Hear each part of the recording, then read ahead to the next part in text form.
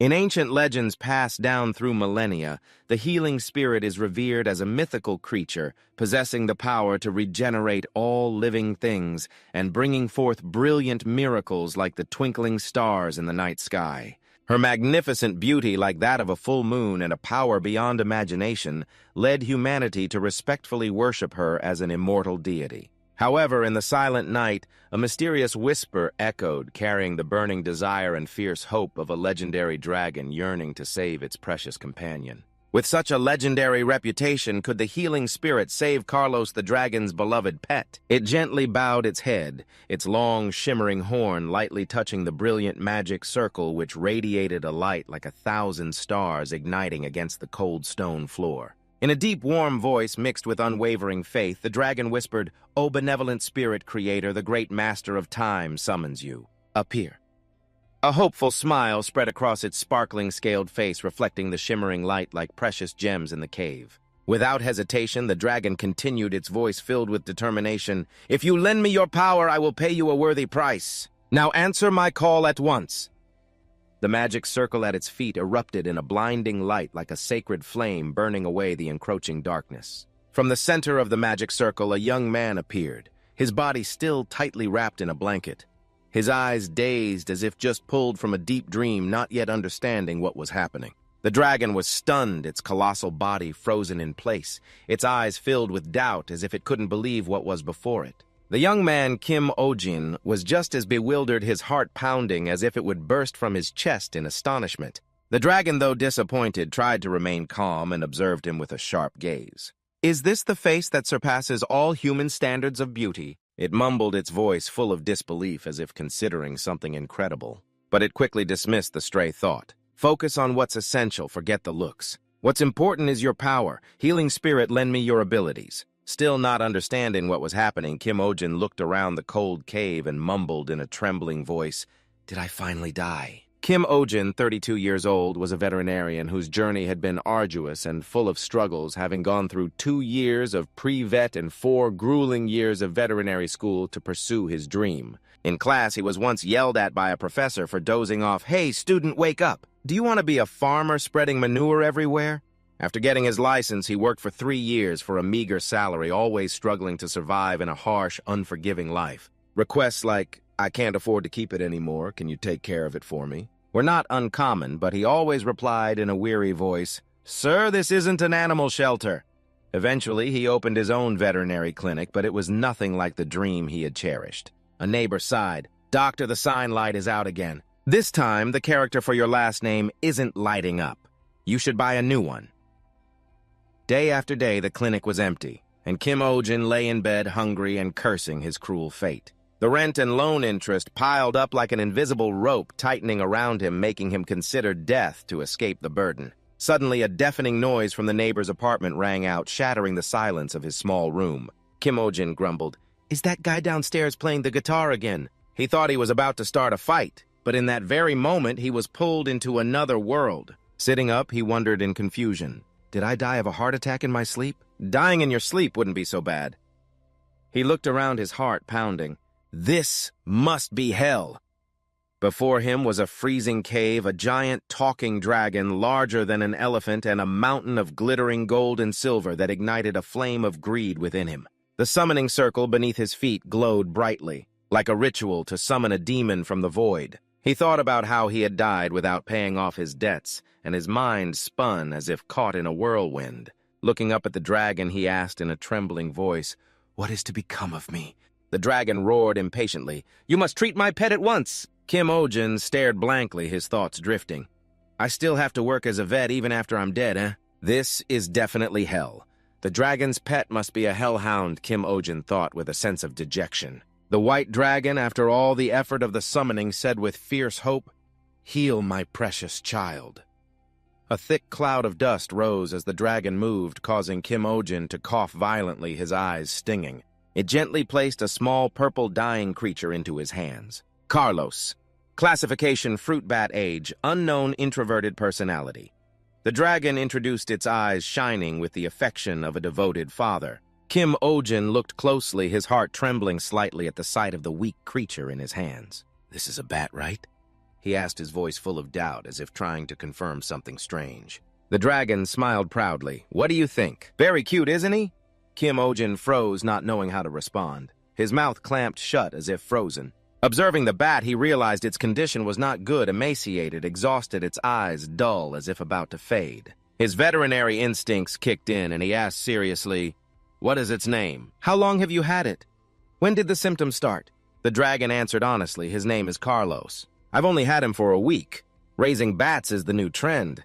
It excitedly recounted meeting its other dragon friends who were showing off their pets. "My Blaze already knows how to use the bathroom," a robust dragon exclaimed. "My Sheech is the cutest of them all," another boasted. The white dragon, not wanting to be outdone, decided to raise a bat. "I found this little cutie stuck at the dungeon gate, so I brought him home," it explained innocently, its eyes sparkling with joy. Oh, hearing this, Kim Ojin's heart sank, his eyes filled with a disappointment like a moon obscured by clouds. He thought to himself, his heart sinking with despair. It turned out this dragon was the second type of owner he hated most: irresponsible people who get pets just to follow a trend. "Oh, this really is hell," he muttered to himself. It felt like fate was toying with him in a nightmare. Kim Ojin held his head wearily.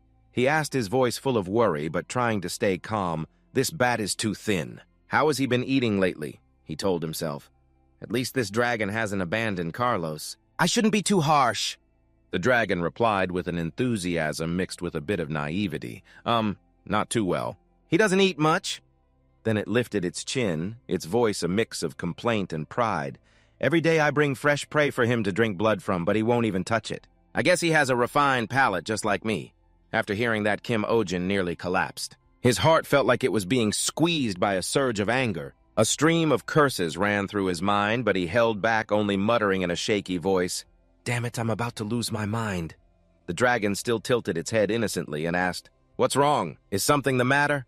Kim Ojin lowered his head, trying to stay calm, but finally couldn't hold back, and shouted in an indignant voice, "This bat doesn't eat blood. You've been starving him for a week by giving him something he can't eat." The dragon was stunned, its eyes wide, its gaze bewildered as if it had just been doused with cold water. But the dragon tried to argue, its voice weak. "But the other dragons said they feed their bats blood." Kim Ojin exploded, unable to hold back any longer. Different species. Their bats are the blood-sucking kind, but Carlos is a fruit bat. "You've starved him for a whole week!" He panted, feeling as if his occupational hazard was taking over his entire body, making him tremble with rage. The dragon, having been thoroughly scolded, stood dumbfounded and replied awkwardly, "This is my first time raising a bat. Then you should have studied." Kim Ojin yelled, gesticulating wildly as if to vent all his frustration. "If you want to raise a living creature, you have to be responsible. The temperature in this cave is freezing, which is keeping Carlos from coming out of hibernation." Looking at the pile of bones in the corner, he pointed, his voice sharp and cold. The dragon hurriedly explained, "I'm an ice dragon, so—" But Kim Ojin cut it off. His voice was ice-cold and unforgiving. "If you can't provide a suitable living environment, don't get a pet." His words were like a sharp blade, making the dragon look at him in a new light mixed with respect. It trembled slightly, thinking to itself, truly worthy of the name Healing Spirit to have such an overwhelming presence. But Kim Ojin was still struggling with his professional outburst, shouting, "Getting a pet just because it's a trend. Are they fashion accessories?" His heart ached for the innocent creatures that were treated unfairly. The dragon silently lowered its head, its gaze heavy with thought. It wanted to argue back, but couldn't find the words to object. Looking at the tiny creature writhing in pain in Kim Ojin's hand, it told itself, "Though small, this is still a precious life. I must take responsibility." It thought, its heart as heavy as a stone. Closing its eyes tightly, its front paws clenched, it tried to suppress the surging emotions. Then in a sad voice, it leaned down close to Carlos and whispered, "Carlos, you suffered because of my selfishness. I'm sorry." Kim Ojin looked at the dragon, his gaze gradually softening as if his anger had somewhat subsided. The dragon raised its head, its voice filled with determination. "I will bring fresh fruit right away and return you to where you belong. Your happiness is more important than my desires." It leaned close to Carlos, its voice filled with regret like a sacred vow. Witnessing this scene, Kim Ojin couldn't help but think, this hell seems more humane than I thought. The white dragon turned to him, its voice polite. "Thank you, Healing Spirit, for helping me come to my senses. As promised, I will reward you. What is your wish?" Kim Ojin didn't miss the opportunity and replied immediately, Then in my next life, let me be reborn as an Arabian oil prince or the heir to a super-rich billionaire. That would be great. The dragon was bewildered. What is that? Is that the language of the spirit world? It shook its head and then raised a claw on which was a brilliantly glowing necklace. I will give you a magical item containing my divine power. With it, you can create anything you want, but if used for evil purposes, it will be ineffective. I trust you won't do that. It smiled, its voice gentle. Thank you for today. Get home safely. The circle beneath Kim Ojin's feet glowed brightly again. He looked at the dragon in confusion. Wait if I wish to be revived. He shouted, but the light had already enveloped his body, fading away. Send me back to the early days of Bitcoin. With a pop, he vanished, leaving only a sparkling speck of light in front of the dragon. The dragon happily turned to Carlos. Now let's go find some fruit. But in a small corner of the world, a light flashed, and Kim Ojin appeared, his hands on the ground, his teeth clenched. Regret surged through him. Damn it, I missed my chance to change my life. He looked at the necklace in his hand and muttered, a dragon's divine power. What can I even do with this? Then he clicked his tongue, his voice full of dissatisfaction. What a scam of a dragon! Suddenly a man's voice boomed like thunder, shattering the chaotic atmosphere. Hey, you! Kim Ojin looked up.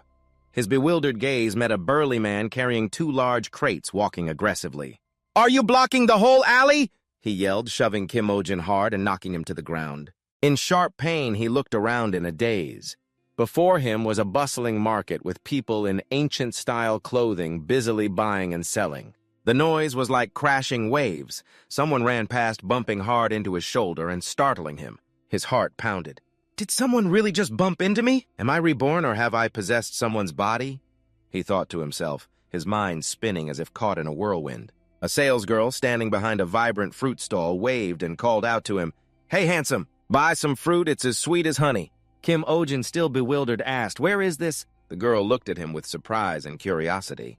Are you lost? Your clothes are strange. Are you a traveler? This is Sector B of Baron Dali's southern territory. She continued cheerfully. There aren't many scenic spots, but the inns and shops here are great, so travelers often stop by. The girl looked at him. I bet you're from a remote town, right? Suddenly, a loud noise erupted as if the sky were falling. A fruit stand collapsed, and a giant rabbit as big as an elephant was munching on a basket of carrots, its eyes glowing red. Kim Elizabeth classification, giant lop rabbit, 16 months old. Eats a lot when stressed. Kim Ojin analyzed it automatically. His hunter's instinct flared up like a blazing fire. The people panicked and scattered their screams echoing throughout the market. He turned to the girl and asked doubtfully, Is it normal for monsters to roam around in this world? The girl, covering her head with a scarf, replied hastily, That's Lord B.O. Mo's pet rabbit. Then she ran off, muttering, Today's sales are ruined. But before Kim Ojin could understand, he turned back to look at the giant rabbit. But then he spotted the little girl sobbing uncontrollably, frozen before the beast's sharp teeth. Wah, mommy! The little girl trembled, her voice cracking with fear. The rabbit opened its mouth, its teeth gleaming menacingly. Kim Ojin lunged forward, his heart pounding like a drum, and grabbed the little girl, diving to the side. They both hit the ground hard, but he still asked in a worried voice, Are you okay? Before he could feel relieved about saving her, the rabbit attacked again, its massive body blocking out the light. Kim Ojin thought in panic, We're both going to die. Why did I get involved? But in that very moment, the necklace in his hand erupted in a brilliant light, radiating a powerful energy like a divine flame. A stream of light enveloped the rabbit, forming an invisible collar and leash that bound it tightly. Kim Ojin held the leash stunned. Did I just tame an elephant-sized rabbit? The little girl beside him stared with wide-eyed amazement. The surrounding people whispered, Is he a sorcerer? He subdued the rabbit in a single move. A girl holding her younger sibling exclaimed, Sister, he's a sorcerer. But Kim Ojin, still bewildered, muttered, What is this situation? Suddenly a chubby man in splendid clothes ran up out of breath. Elizabeth, There you are. Father was so worried. He turned and yelled at his servants, The 3 of you couldn't catch one rabbit. Prepare to be punished. Then he softened his voice and petted the rabbit. We want to go for a walk with Daddy. But when he saw the invisible leash on Elizabeth, he roared, Who dares to tie up my precious baby? Kim Ojin calmly replied, I apologize for tying it up, but it almost killed someone. The man wouldn't listen and shouted, My precious baby wouldn't do that. Take the leash off right now. Kim Ojin couldn't hold back his voice, turning ice cold. If you're so confident, why don't you try putting your head in its mouth? The man was stunned into silence, unable to utter a word. On Kim Ojin's list of hated pet owner types, number 4 was those who always say, "My pet would never do that." He exploded, his voice filled with indignation. "Do you have any idea how strong a rabbit's bite is? It could crush your head like a boiled potato." He pointed. "If you love it so much and can handle it, then go ahead and hug it."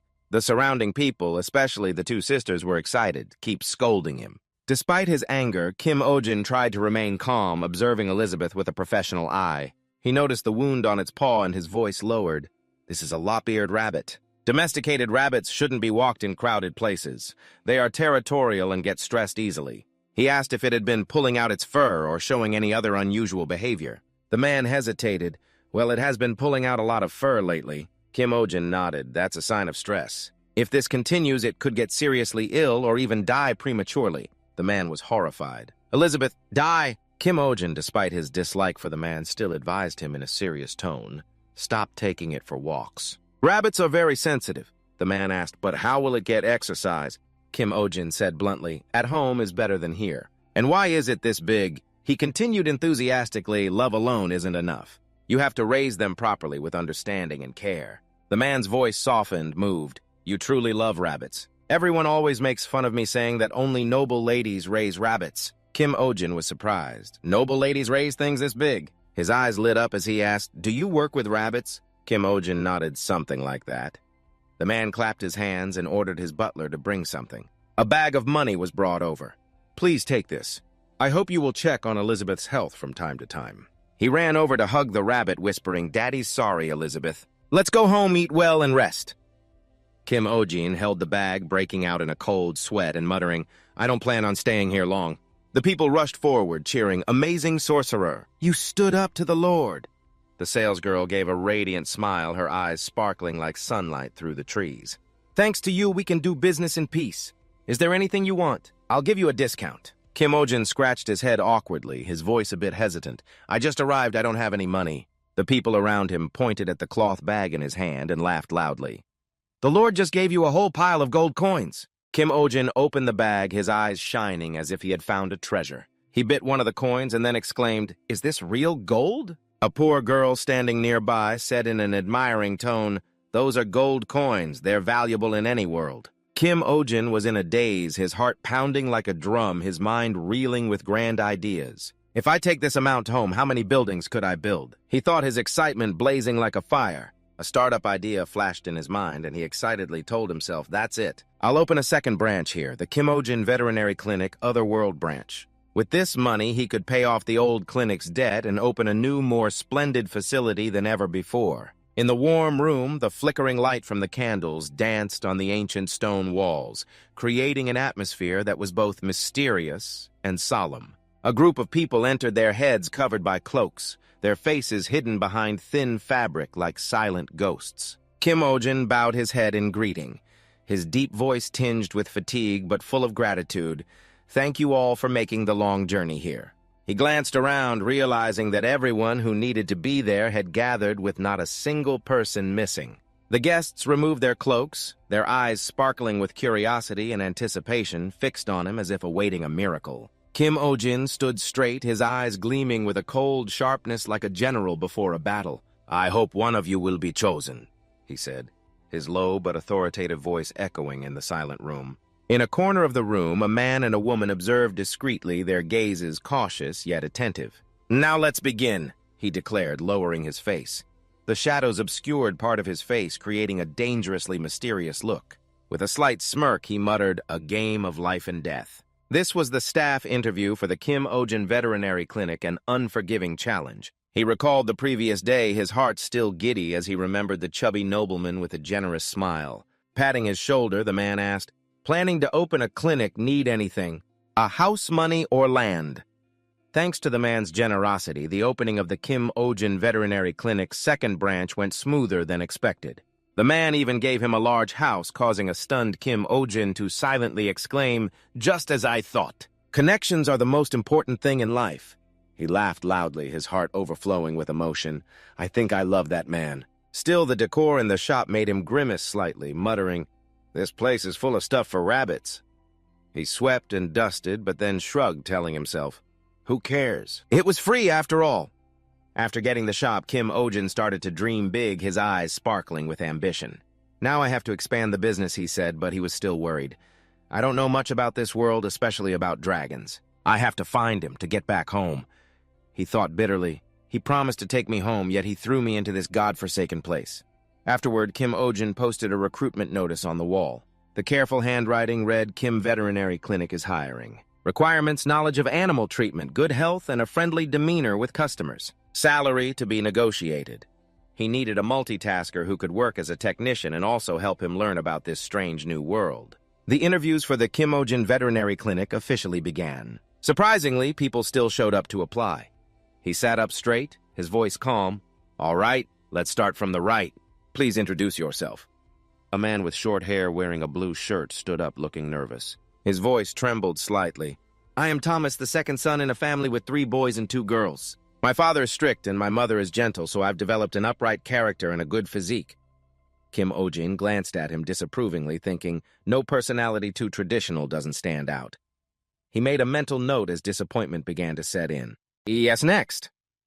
The next person was more confident, standing up with a radiant smile. Hello, I'm Philip, the second candidate. He said enthusiastically, my family has a tradition of working with animals. Kim Ojin's eyes immediately lit up, his heart fluttering slightly. Oh, what is it specifically? He asked, his voice full of interest. Philip pulled out a large knife, his eyes sparkling with hope. A butcher shop. I've handled many animals since I was a child. No one around here is as skilled with a knife as I am. Hearing this, Kim Ojin's mouth twitched, and he immediately wrote on the evaluation form, warning potential pet killer. The first 22 candidates passed, and none were suitable. Kim Ojin was discouraged, telling himself he needed to be more careful when hiring. He raised his voice. Number 3, introduce yourself. The third person stepped forward, his hair disheveled, his eyes dark-ringed as if he hadn't slept for 3 days. A chill ran down Kim Ojin's spine as he looked at him immediately, thinking the guy looked like he had killed a dozen people. But then he reminded himself not to judge by appearances. He asked politely, you look very tense. Why do you want to work here? The man suddenly became agitated and shouted, you're the famous sorcerer, aren't you? I've been desperately searching for someone like you. Please use me as your doormat. Kim Ojin was stunned, his heart sinking into an abyss. He thought beads of sweat forming on his forehead. This guy is getting weirder and weirder. The man moved closer, muttering like a madman. Magic! Magic! Kim Ojin shouted in panic. Don't come near me! I said stay back. Suddenly the situation descended into chaos. Kim Ojin nearly lost control, his mind spinning as if caught in a storm. Suddenly a calm voice from a corner of the room cut through the chaos. Doctor, when is it my turn? Kim Ojin, struggling with the strange man, turned pale and said with a trembling voice, is now really the time to ask that? You help me! The girl stood up without hesitation, her eyes as sharp and cold as ice. Shall I help you clean up, then? She said, her voice as cold as a sharp blade cutting through the air. Kim Ojin was dumbfounded, his heart pounding. Huh! What did you say? Before he could understand, she threw a lightning-fast, powerful, and precise punch that landed squarely on the pervert's face. He collapsed, limbs flailing, his mouth twisted like a puppet with its strings cut. Kim Ojin was stunned, his eyes wide with astonishment, unable to believe what he had just witnessed. The girl, beautiful and radiant as the morning sun, stepped forward. Her voice calm yet commanding, she said, my name is Selena. I am an expert on animals and know some basic treatment methods. In short, I have experience. Kim Ojin nearly fell over backward, his heart bursting with hope, his eyes sparkling with admiration. This is more than enough for this world, he thought immediately, giving her a mental score of 100. You're hired, he declared, his voice filled with the conviction of someone who had just found a precious gem in the desert. And so the Kim Ojin Veterinary Clinic had found its first technician. On a beautiful day in town, warm sunlight streamed through the window, illuminating the new office as if bringing a blessing from the heavens. Kim Ojin sat there full of anticipation, but his assistant Selena did not appear. His mood plummeted, and he muttered bitterly, son of a bitch, really? He sighed and told himself, I was a bit hasty in hiring her yesterday. Where am I supposed to post another job ad now? Suddenly a knock on the door startled him, and a glimmer of hope sparked like an unexpected ray of sunshine. He rushed to open the door, greeting with a bright smile. Have you eaten yet? But in front of him was a radiant-looking young man who scratched his head shyly. Not yet. Should I have eaten first? A disappointed Kim Ojin asked. Who are you? The young man beamed as if he had struck gold. I'm a customer. Kim Ojin immediately switched to a polite demeanor, inviting him in. "Please come in," he said warmly. "Would you like some water or tea?" The young man said cheerfully, "Tea," as if all his worries had vanished. Kim Ojin eagerly went to pour the tea, his heart singing, "The first customer of the second branch. The first step to paying off my debt." His eyes hardened with resolve as he told himself, "I will succeed this time. I've learned from my experience with the first branch." Recalling the first branch, Kim Ojin couldn't help but sigh.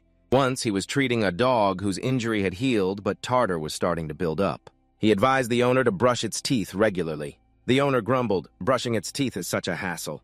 But back then, Kim Ojin couldn't hold back and unleashed a tirade of hassle. Then just let the tartar build up, let its mouth stink, let all its teeth fall out, and let it live miserably. If it's a hassle, why don't you stop eating, stop breathing too? That's a hassle as well. Or just let it die, it'll be more convenient in the next life. The owner, feeling pressured, mumbled, "I'll do it." Kim Ojin recalled, shaking his head. "Back then, I couldn't control my attitude and lost customers. This time I'll be kind and empty their wallets." He smiled slyly and turned to the customer. "So which patient did you bring?" The customer pointed to his breast pocket.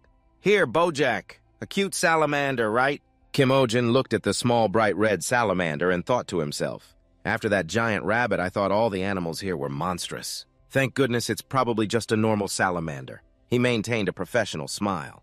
"Is it in your pocket because it chewed through its cage?" The customer laughed innocently. "No, it's cuter this way." "Super cute." Kim Ojin almost slammed the table, but the thought of his debt ringing in his head urged him to hold back. He spoke with a trembling voice. "Look here. Why did you bring Bojack in?" "Is he sick?" the customer asked worriedly. "Not exactly sick, but he's very weak. He's sensitive to the cold wind." Kim Ojin was weary. "That's a natural characteristic of salamanders," the customer continued, his voice urgent. "Yesterday I grabbed his tail and it broke off."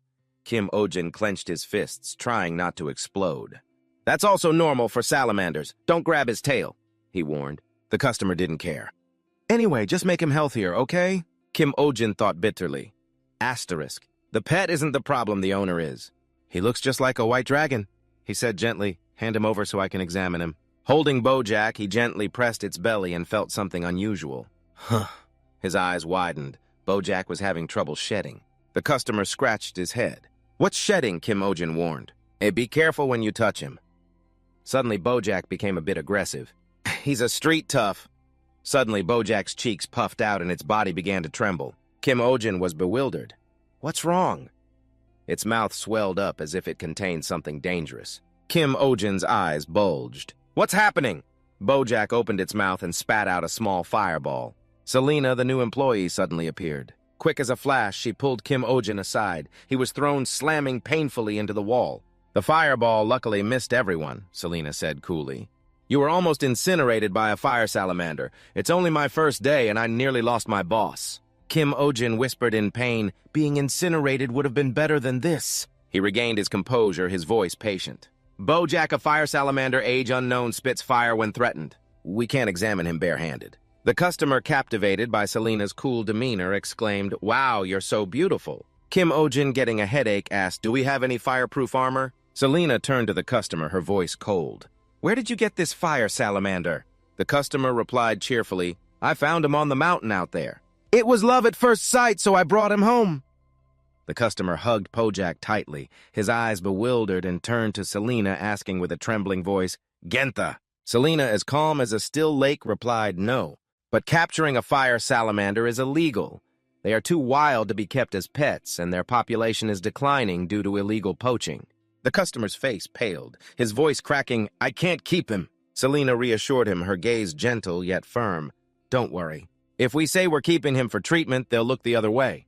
But you have to release him after his treatment is finished." Kim Ojin was in tears. The customer hugged Bojack tightly, his voice choked with emotion. "You want me to part with Bojack?" "No way!" He bolted, shouting in despair. "Let us love each other." Kim Ojin had just peeled himself off the wall from the incident. Watching his money run away, his whole body trembled with anger. He growled, his eyes darkening. "What's wrong with that guy?" Selena said calmly, "I guess they decided to go home." Kim Ojin's face turned purple as he pointed to the door, his voice as dark as night. "We haven't treated anything yet." "Where does he think he's going? Are you just going to stand there and watch?" Selena bowed her head, her voice timid. "All right, I'll go catch him." Kim Ojin panted, his mind a whirlwind of emotions. Would Kim Ojin's clinic's first treatment be a success? He wondered, his heart heavy. Outside on the bustling street, people hurried by. The fruit vendor girl hummed happily, her voice as clear as a bird's song. The Lord's rabbit isn't around, so life has gotten much better. She thought happy that Elizabeth was no longer causing trouble. As long as she's busy playing with the Lord, the stalls won't be wrecked anymore. Life is truly beautiful. Just as she stood up, she saw a man sprinting past. It was the first customer. Following him were Selena and Kim Ojin. The three of them rushed by at a terrifying speed. The clinic's first customer, his face pale with fear, clutched Bojack tightly. The two of them sped past the fruit stand, sending fruit rolling everywhere. Kim Ojin, exhausted, dragged himself after them, panting, "Please stop." The vendor girl recognized the familiar figures and her expression changed. Sitting in her stall, she watched them go, thinking, "Asterisk, I don't know what's happening, but I'd better not get involved. It's terrifying." The customer, heartbroken and running with all his might, wondered, "Asterisk, why asterisk? Asterisk, why are they chasing me? They're trying to take my Bojack away." Despite the mental strain, he shouted as he ran, "Don't worry, Bojack, this is just a trial for us." Kim Ojin, struggling behind, yelled something that could easily be misunderstood. "No, he needs to shed his scales." "Quick stop." Said like that, there was no way the customer would ever stop. By noon, the sun was high, and an exhausted Kim Ojin leaned against a wall, panting, "That guy's too fast, he got away." Selena turned back, her tone critical. "You need to exercise more."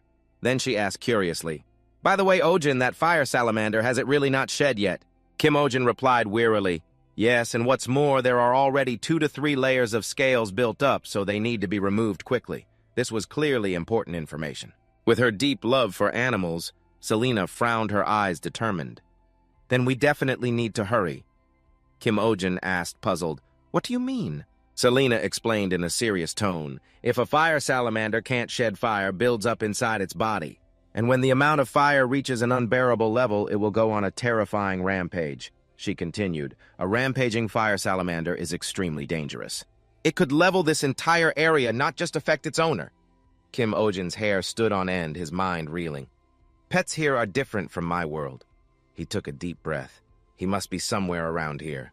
"Let's pick up the pace." He managed to shake off Kim Ojin and Selena. The customer found a new hiding spot. He opened the door, looked around, and sighed in relief. "All right, they probably didn't follow me here." Placing Bojack on the table, he beamed, his eyes sparkling with happiness. "We're safe now. See, Bojack, no one can tear us apart." With that settled, he quickly pulled out a notebook. "Oh, I must turn this memory into a song." "Oh, where's the paper?" he said frantically. "My inspiration has struck. This will surely be a masterpiece for the ages. Let's praise this love of the century through song." Unbeknownst to him, Bojack was puffing out wisps of fire, its body glowing red. The customer lost in his melody, "La la la la la." Oh, the power of love. Meanwhile, Bojack grew redder, the signs of instability becoming more intense. He sang loudly, "Because I love you." But the salamander was now unstable, its eyes wide and vacant, devoid of emotion. He turned back cheerfully and asked, "Haha, what do you think?" Suddenly he was standing in a room that had become a sea of flames. He stood stunned, his eyes bewildered, not understanding what was happening. "What in the world is going on?" he exclaimed, his heart pounding as the flames flared, illuminating the salamander's silhouette amidst the thick smoke. "Buddy Jack, what's wrong? Did you do this?" The customer, far from blaming him, asked gently, his voice full of concern, "Are you angry about something?"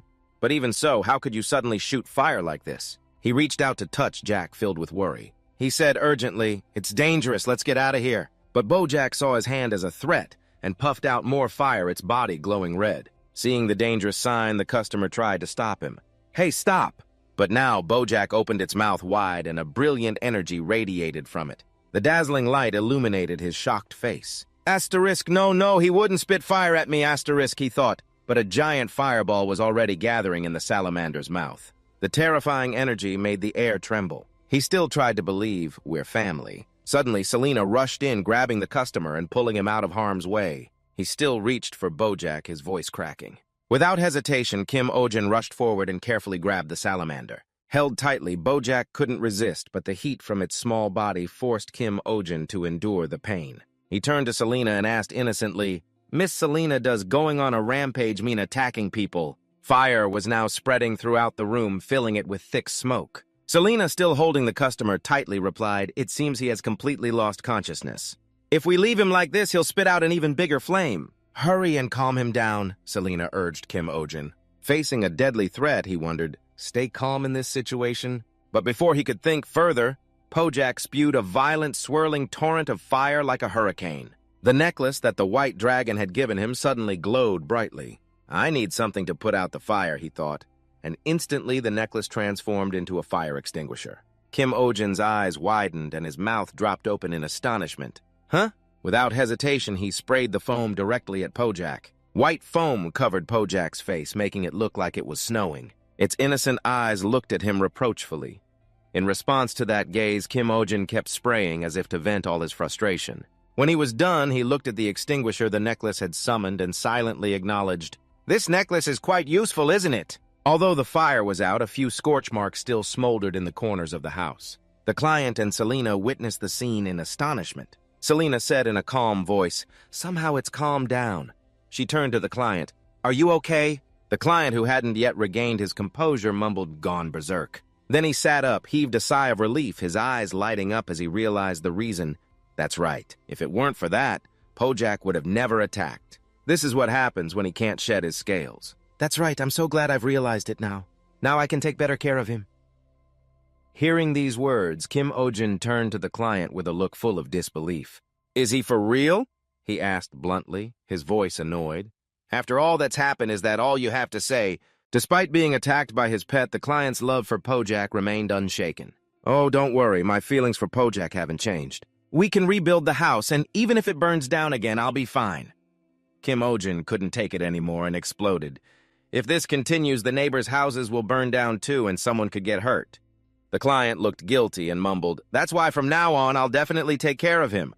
Kim Ojin screamed internally, "Does that even matter now?" Furious, his face darkened and he clutched his head, trying to control his emotions. Gently lifting Pojak in his hands, he spoke to the client in a sincere tone. "You really shouldn't keep a wild animal impulsively like this. They need their own environment to live in." But with his love for animals and professionalism, he continued, "Moreover, bringing it home just because you found it cute without understanding anything about its characteristics is that what you call love." His words were sharp as a knife, making Selena look at him differently with a hint of respect. "If it goes berserk again, are you confident you can control it by yourself?" he asked in a low but sharp voice. The client lowered his head, his sad eyes looking away. I... Pojak in Kim Ojin's hands looked at its owner with wide, round eyes. Kim Ojin concluded in a firm voice, "A life cannot be sustained by love alone." Kim Ojin gently bent down to look at Pojak, his eyes gentle yet filled with concern. The little salamander unconsciously looked up its clear eyes, meeting his as if they were sharing a quiet moment amidst a storm of emotions. The space fell into a heavy silence with only the sound of the wind gently blowing through. The client sat motionless, his face sad, his eyes heavy as if carrying a gloomy sky. A moment later, the scene shifted to a lush green forest where sunlight filtered through the canopy, casting shimmering patches of light on the ground. Kim Ojin observed Pojak saying gently after the shedding, "It looks much healthier now." Selena gazed admiringly at the salamander and exclaimed, "Yeah, its scales look great too. However, it's grown quite a bit, hasn't it?" The salamander's form changed rapidly after shedding. Both interested and curious, Kim Ojin watched the creature intently, wondering how such a large body could fit inside the old skin. Selena watched calmly and said, "This is nature's secret." But the saddest person was still Pojak's owner. He sat, slumped his hands on the ground, his shoulders trembling with emotion. "Pojak, you've grown up now. You probably don't need my help anymore." With tears welling in his eyes, he looked at the salamander, his voice choked with emotion. "That's right, you should return to the vast wilderness. That's where you truly belong." As if caught in a tragic Korean drama, he continued, "Pojak, you must be happy. I'm letting you go because I love you. Even without me, you have to eat well and sleep soundly, but please think of me sometimes. I'll come by every day and leave food for you." The tearful words gave Kim Ojin goosebumps. He had to cover both ears, muttering, "No, don't do that, it will make it lose its instincts." As soon as Pojak was released, it dashed off like the wind, disappearing deep into the forest. The client was still sitting there sobbing, seemingly lost in his own one-sided affection. We had always been together, but the salamander was just waiting for a chance to bolt. The client, crestfallen and stunned by Pojak's decisiveness, fell into deep despair. How could you leave without a single word of goodbye? He screamed, his voice cracking. Selena said, gently trying to comfort him, "Cheer up. Fire salamanders don't usually have a concept of an owner." Then she was as blunt as a splash of cold water. "It probably saw you as a slave who just fed it." The client wailed, "Yeah, and you call that comforting?" Selena patiently sat nearby, her voice gentle. "Just think of it as getting rid of a jerk who treated you like a slave." No one noticed. On a high rock, Bojack opened its mouth wide, gathering a fireball larger than before. A brilliant light shone. The sound made all three of them look up. The client, with tears and snot running down his face, exclaimed, "Ah, what is that?" In the sky, fireworks exploded as brilliant as 1,000 stars. The breathtakingly beautiful sight moved the client, who was both laughing and crying. "As expected of my Bojack, you're so amazing." Kim Ojin and Selena also looked up, stunned by the beauty. So as the first patient, the fire salamander's treatment was complete. Kim Ojin thought, relieved.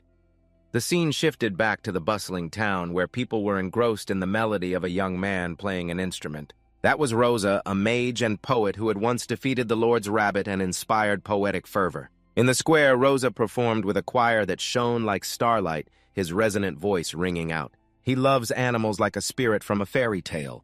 That's right. His soothing touch is like a mother's embrace, a walking panacea, like an elixir, like an intoxicant. The performance also featured the artist Jembo with a bubble on his head, skillfully playing the drums. Selena and Kim Ojin stood on the sidelines, blending in with the crowd. Selena said, "I hear he's a rather famous poet." Kim Ojin, full of regret, mumbled, "You're saying that guy is a poet." Standing in the crowd, he blurted out, "What can he do with such a messy song?" The two nearby girls blushed and whispered, "This new song is amazing. Who is the mage in the song? I wonder if my pet gets sick, I'll definitely go to him." Kim Ojin, with his money-hungry eyes, was captivated by the praise the genius artist Rosa. "This is what you call real music. This is the first time I've been so moved by music." A few days later, the song advertising Kim Ojin's veterinary clinic spread, causing people to rush over, banging on the door and pushing each other. "Doctor, please treat my child. Doctor, doctor."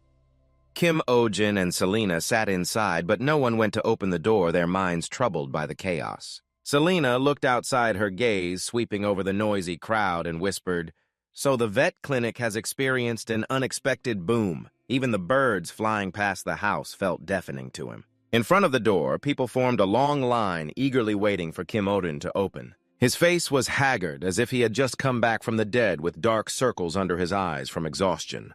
"The little one's examination is complete," he said in a weak voice. "Please come back next week so I can check on the progress." Selena, noticing his unstable condition, spoke up, "I think you'll turn into a corpse before then." But for Kim Ojin, money was always the ultimate motivation. No matter how tired he was, he still tried to seize the opportunity to make money. Selena warned in a serious tone, In that case, I have to make a living while I can." Kim Ojin ignored her, his voice dry. Next patient. 2 months after arriving in this world, thanks to Rosa's song, the second clinic exploded in popularity. Customers flocked in, willing to wait for him to examine their pets. All their efforts had paid off. Kim Ojin and Selena stood before the pile of money they had earned, their eyes sparkling.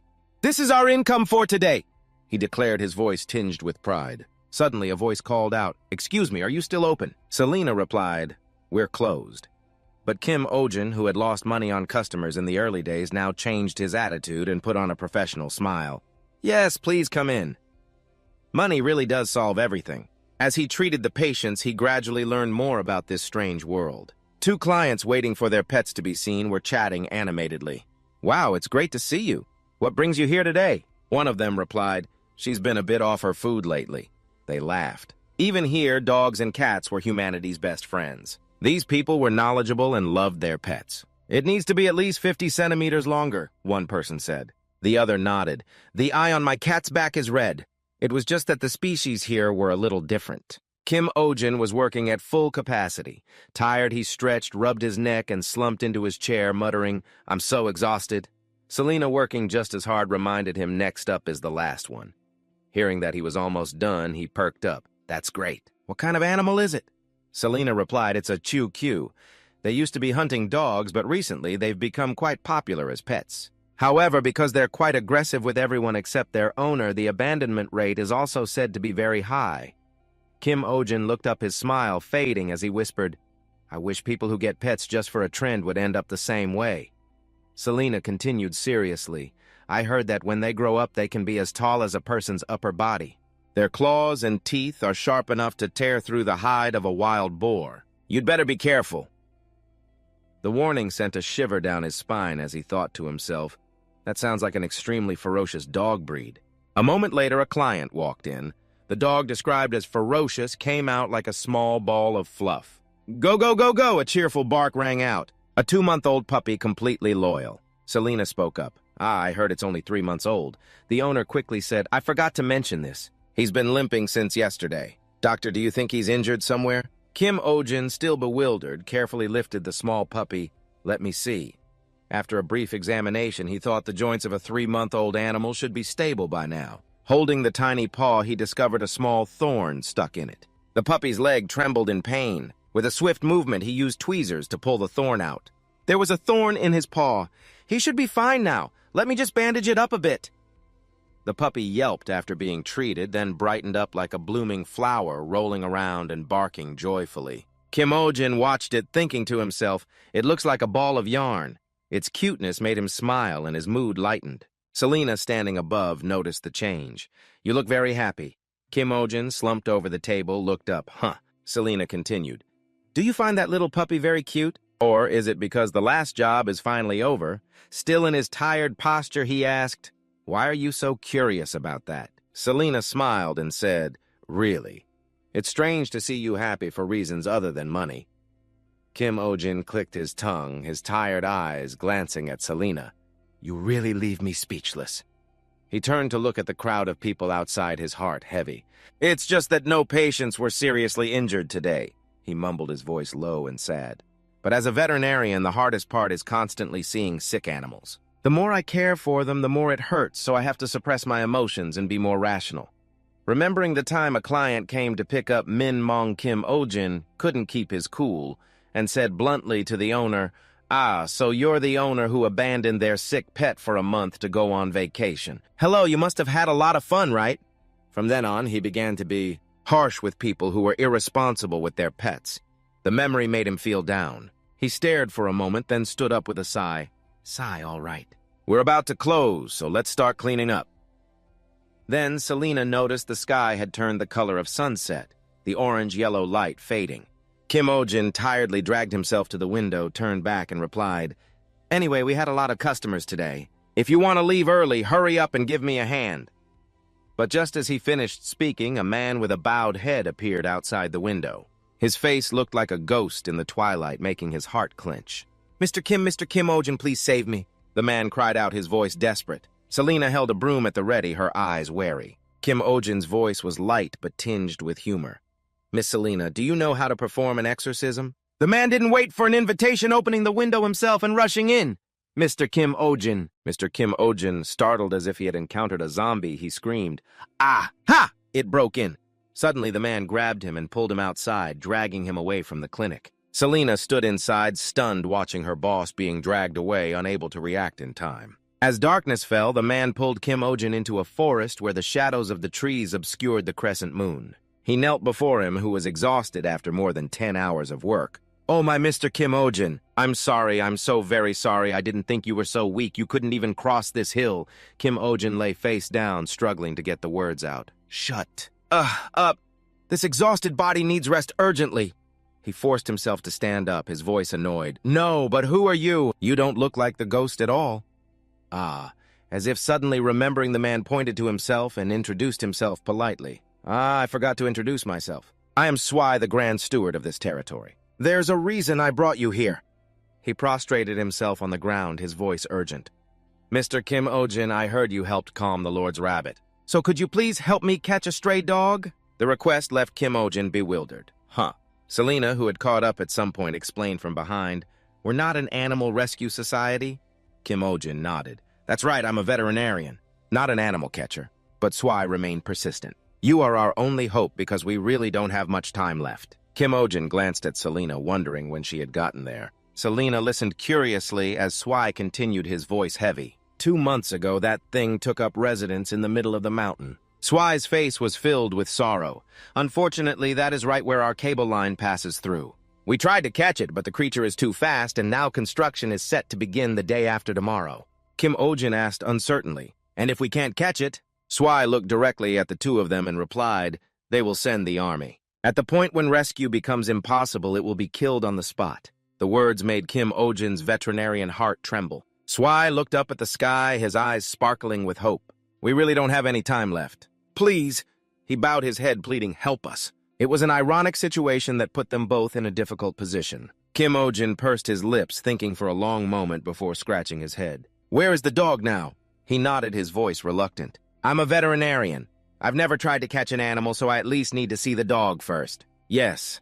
In Swai's eyes, Kim Ojin was like a savior, and his eyes glistened with emotion. Yes, it's just a little further from here. But Kim Ojin remained blunt, pushing himself up with his hands. I haven't said I'll take the job yet, I'm just stopping by to check it out. Although he said that Selena understood clearly, her eyes shone with the certainty that he would do it. Afterwards, Swai led Kim Ojin and Selena to another area in the forest. His eyes lit up as he pointed ahead where the moonlight peeked through the leaves. It's always quietly hanging around here. For some reason, it has never left this spot. Suddenly, a sound echoed nearby like the crunch of dry leaves, startling all three of them. Kim Ojin and Selena went on alert, their ears straining to locate the source of the sound. A dog appeared. Its mouth was agape, letting out labored, wheezing breaths as if it were struggling with pain. It stood before them, its shaggy fur obscuring its eyes, looking both ferocious and pitiful. Kim Ojin looked at it, his voice low. Miss Selena, could this thing be? Understanding his meaning, Selena replied with a firm voice, yes, it's a type of hunting dog.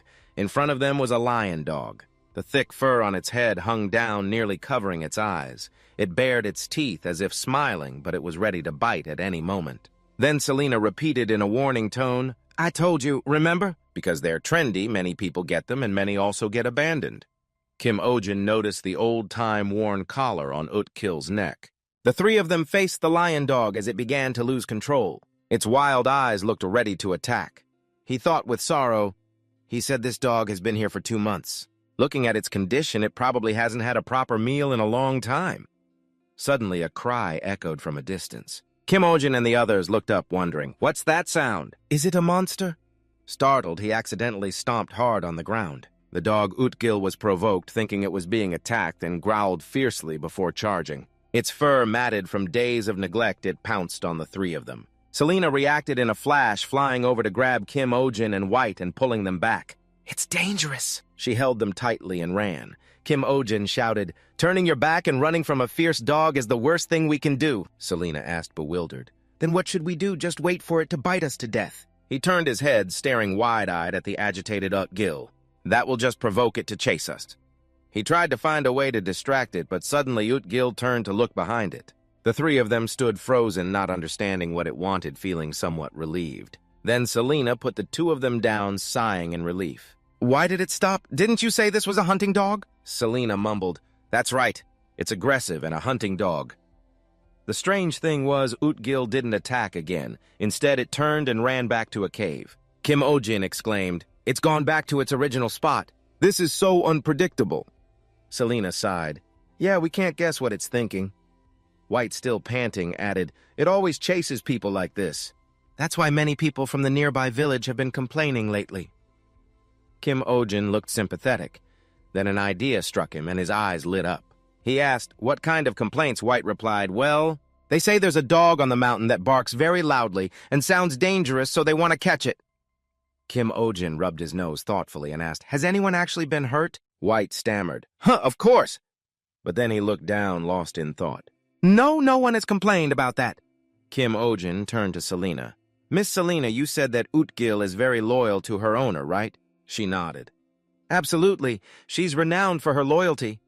Selena asked quietly, full of curiosity. Have you figured something out? The sky had grown dark, cast in faint moonlight. The next morning, the three of them went down to the village near the mountain. Selena, tagging along behind them, asked, why are we coming here instead of going to the dog's location? Kim Ojin replied, his focus on his steps. Our mission now is to find her former owner. Selena was surprised. Her owner? Shouldn't we be catching her? We don't have much time left. If we just set out some bait and a trap, she'll walk right in, right? She looks so hungry. Kim Ojin glanced at a nearby stall and said calmly, I bet food isn't enough to lure her. Selena was confused. What? He continued. Otherwise, why would she be so thin and weak? She's a hunting dog. There must be something more important to her than hunger. Selena's eyes filled with sadness as she recalled a memory. A man waved in the forest. "I'll be right back. You be a good girl and stay here to protect this place, okay?" The poor dog left behind still wagged her tail in farewell. The words "absolutely do not leave here" echoed in her head. Selena mumbled, "There are people like that where I'm from too."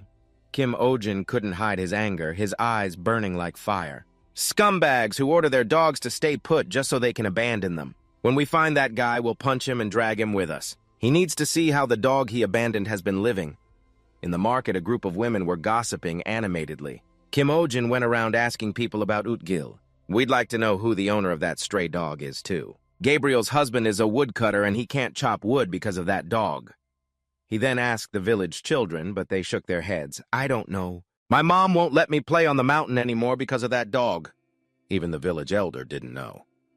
"A dog? What dog? Oh, you mean that son of a bitch who took my money 10 years ago." Kim Ojin wearily leaned against a wall, his head spinning. Could her owner not be from this village? Selena sighed heavily.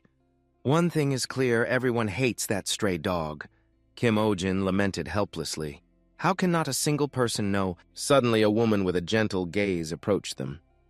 "The villagers wouldn't know? You're looking for the owner of that stray dog, aren't you? Then you must first go ask Uncle Jack." Kim Ojin whipped around. "You know her owner." The young woman said softly, "Follow me." The scene shifted to a log cabin hidden deep in the forest. As sunset light filtered through the canopy, Kim Ojin and Selena were drenched in sweat after the long walk. Looking up at the house, he asked in a tired voice, This Uncle Jack lives quite far from the village, huh?" The woman replied, "That's right, which is why the villagers aren't very close to him." They knocked on the door, but there was no answer. Kim Ojin thought to himself, "So this person lived out here alone with that dog?" The woman quickly spoke up. "Not there. Over here." Kim Ojin turned and looked in surprise where she was pointing. He was stunned, his eyes wide. "But that's a grave."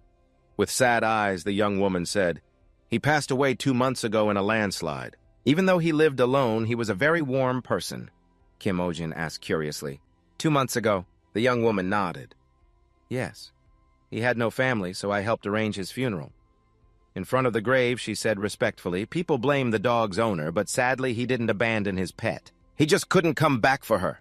Kim Ojin stood pensively before Jack's grave, finally understanding the sad story. The woman continued, her voice filled with resentment. "I tried to bring the dog home too, but it was no use. If you're here because of that dog, I mean her, could you please help her?" Kim Ojin clenched his fists and bowed his head before the grave, sincerely praying for him to rest in peace. He added, his spirits sinking, "And I'm truly sorry for misunderstanding you."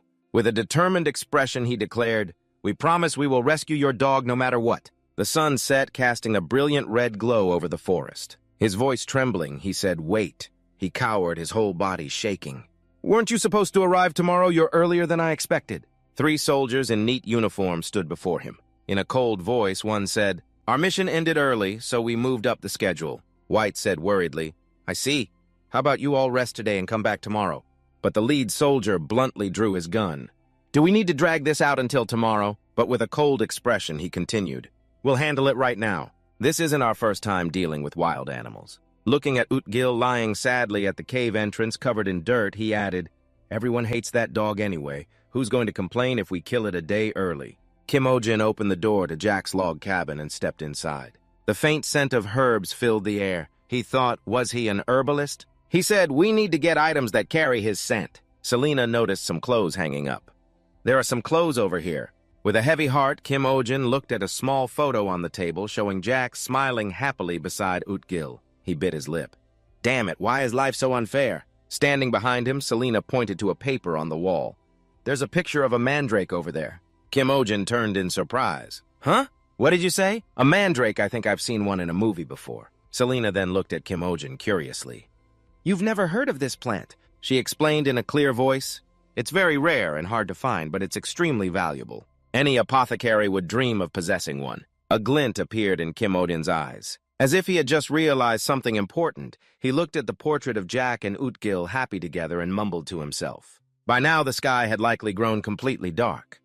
Utgil lay wearily on the ground looking up at the sky with sad eyes. Suddenly her mood shifted, her eyes brightening as if recalling a fond memory. In the memory, Utgil and Jack were taking shelter in a cave during a torrential downpour. "Whoa, this rain came out of nowhere!" Jack exclaimed, lighting a warm fire. "Let's wait here until the rain stops." Despite the crackling fire, Utgil still shivered from the cold. With a gentle expression, Jack took a towel to dry her fur.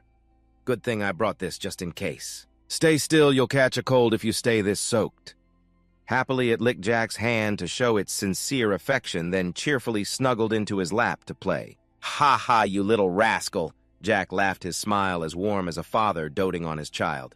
Looking out at the rain, he said, "But luckily we found a place to take shelter from the rain." Glancing into the cave, he spotted a glowing herb sparkling in the darkness. "Wait a minute, that's a glowing herb!"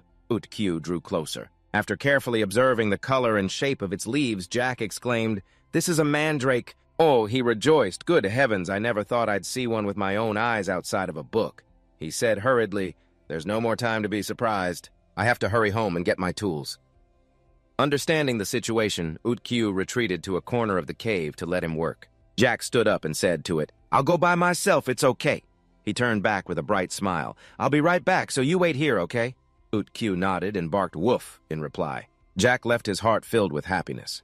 Today is truly my lucky day. He left Utq in the cave with the fire, intending to go home and get tools to dig up the precious plant. The rain was pouring down. He walked hastily, his heart anxious. Suddenly, a strange sound echoed. Jack turned his head, his eyes wide with astonishment. Then darkness swallowed everything. The heavy rain caused a landslide, burying him along with the plants and soil.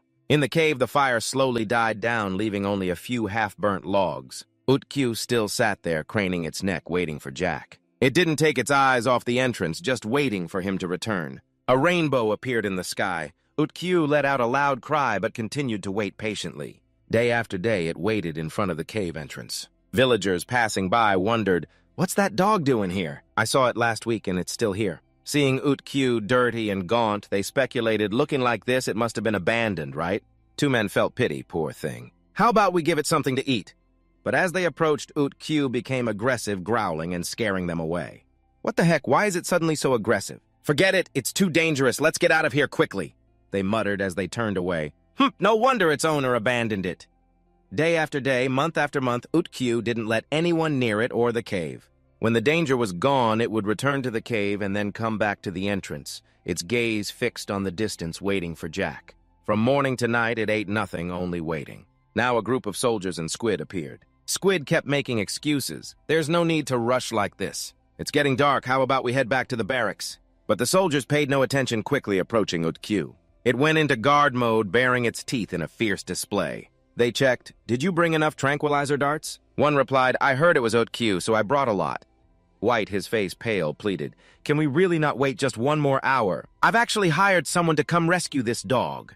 With his love for animals, he emphasized, "From what I can see, something must have happened to it. Besides, it has never harmed anyone before."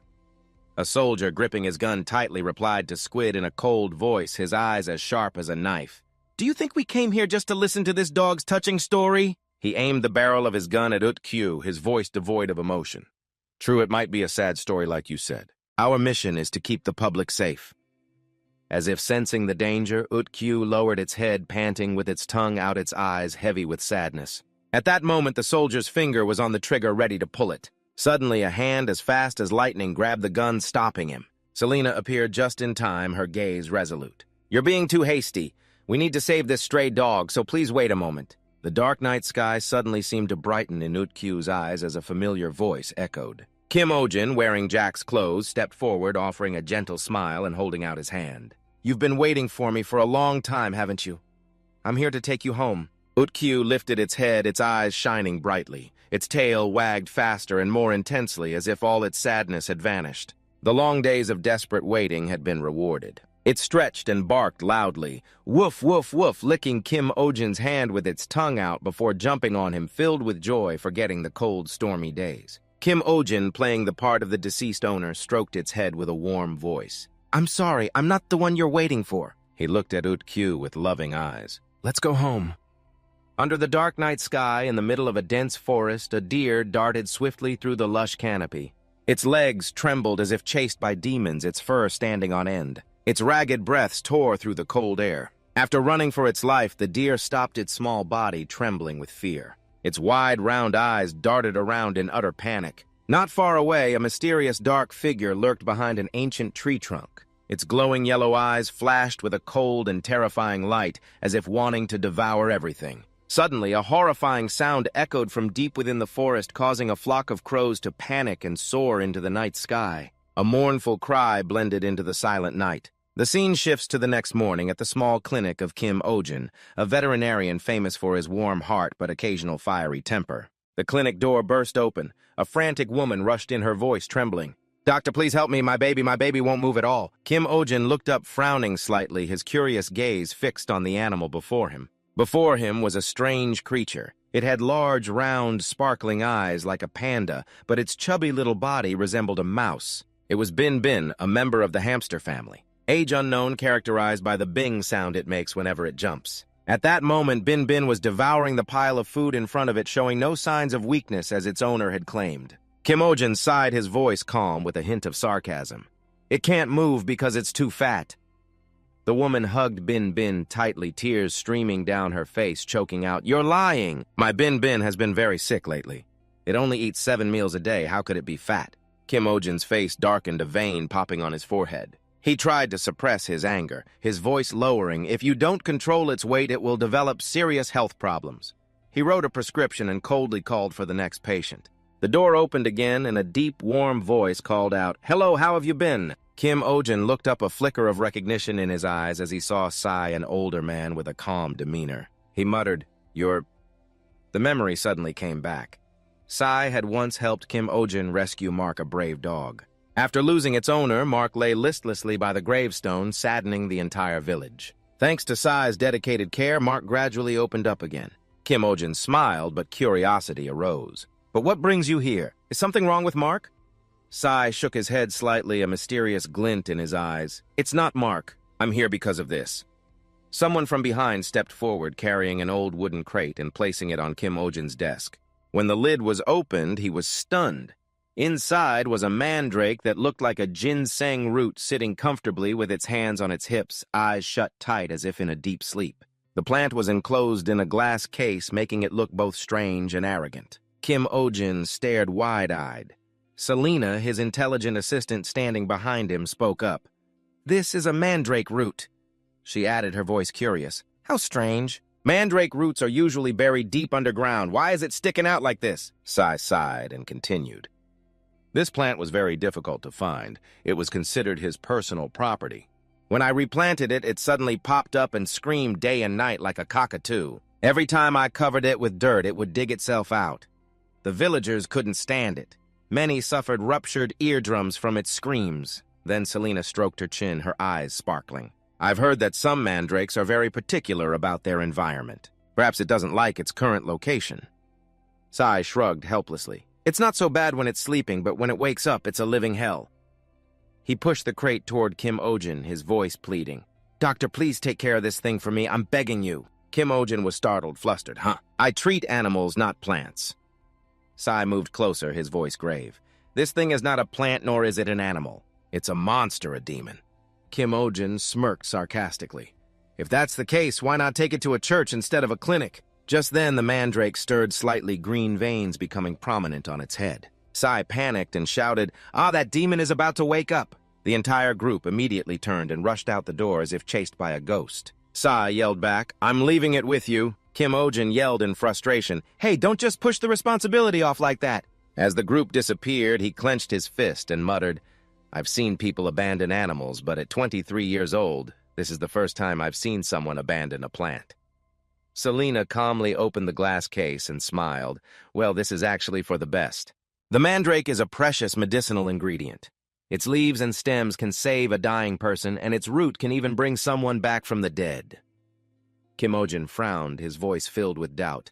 "No matter how rare it is, it's useless if you can't control it." Just then, the mandrake opened its eyes, its sharp gaze sweeping across the room. Selena quickly warned, "Cover your ears if you don't want them to burst." They both immediately covered their ears tightly, holding their breath in anticipation of a horrifying scream. But strangely, the mandrake didn't scream. It looked at Kim Ojin, its gaze suddenly turning coy like a teenage girl's, its cheeks flushing as it mumbled something. Kim Ojin was stunned. "What the hell is this?" Selena giggled. "I think it likes you." He shook his head in disbelief. "Likes me. A plant." In the dim light of the small clinic, a mischievous glint in her eye, Selena pointed to the sparkling necklace Kim Ojin was wearing. Her voice was full of curiosity. "Try taking off your necklace." Kim Ojin hesitated slightly before slowly pulling the necklace out from under his shirt. A flash of silver glinted in the quiet space. Instantly, the mandrake with its bizarre ginseng-like appearance covered its mouth. Its eyes sparkled as if it had spotted a precious treasure, and then it suddenly started dancing wildly in its pot, looking bizarrely excited. Kim Ojin's eyes widened in amazement as he blurted out, "What in the world is happening?" Selena burst out laughing, her voice echoing in the small room. "It's happy. Looks like its mood has improved." Kim Ojin looked at the mandrake, thinking it looked exactly like the dancing sunflower toy he'd once seen at a friend's house. He muttered to himself, "I don't like it at all." They both fell silent, each lost in their own thoughts.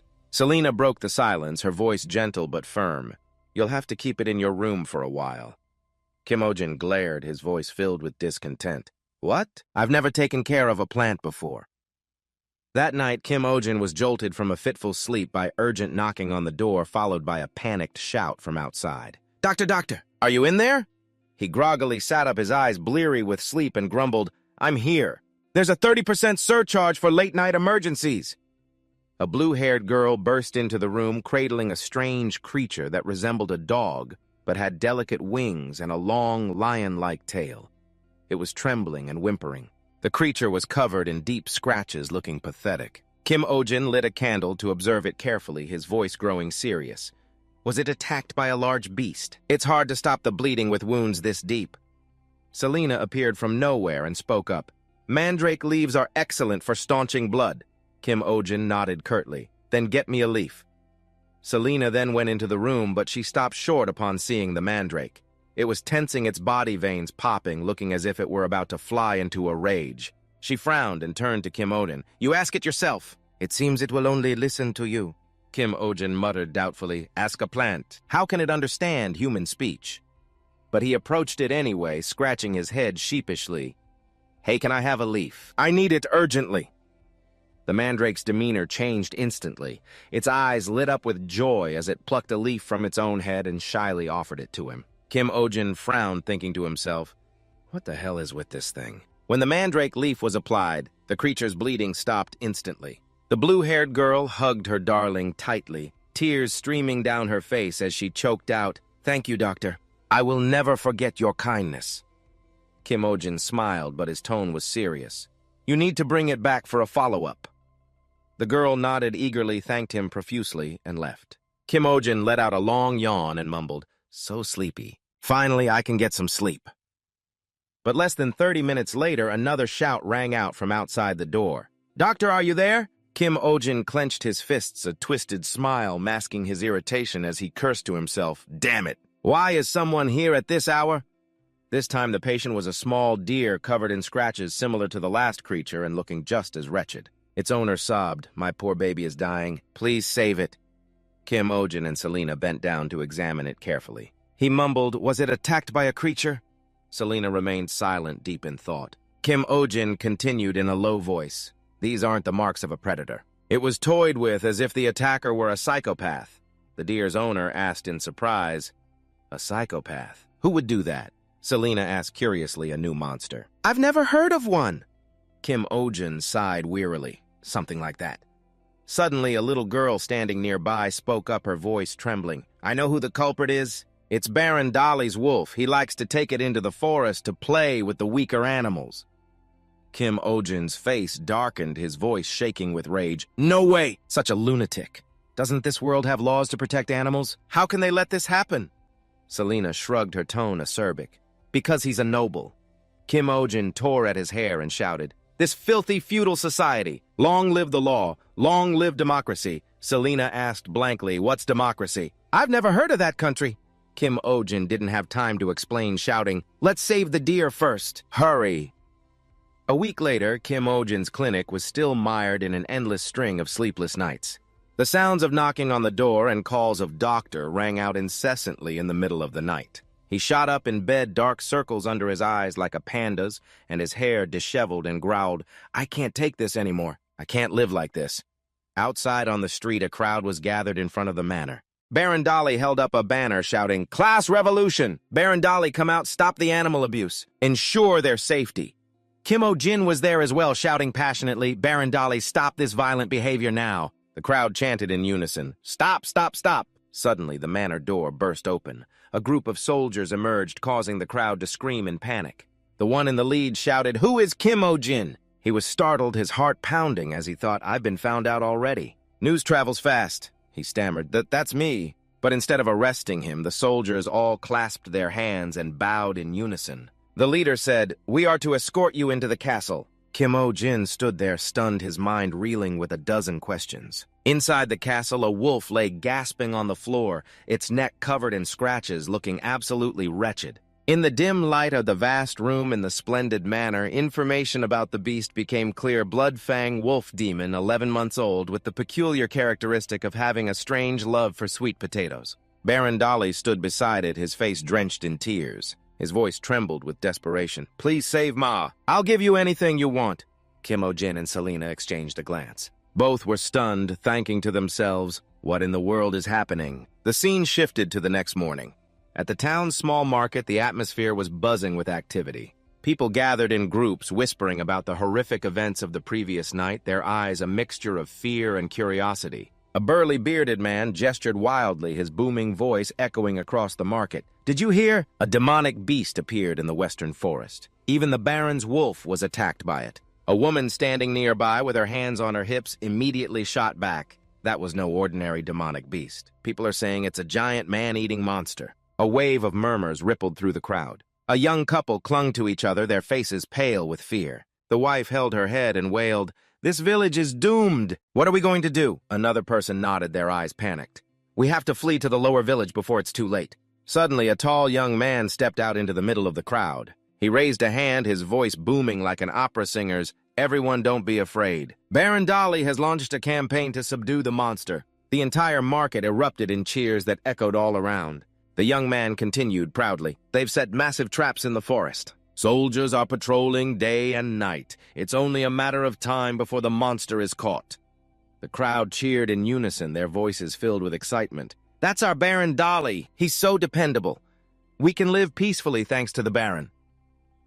Kim O-jin, standing in the crowd, rested his chin on his hand and frowned, thinking, "I don't recall you all praising him like this before. Wasn't he the one just crying and whining while his subordinates did all the work?" Meanwhile, at Baron Dolly's magnificent manor, the scene was the complete opposite.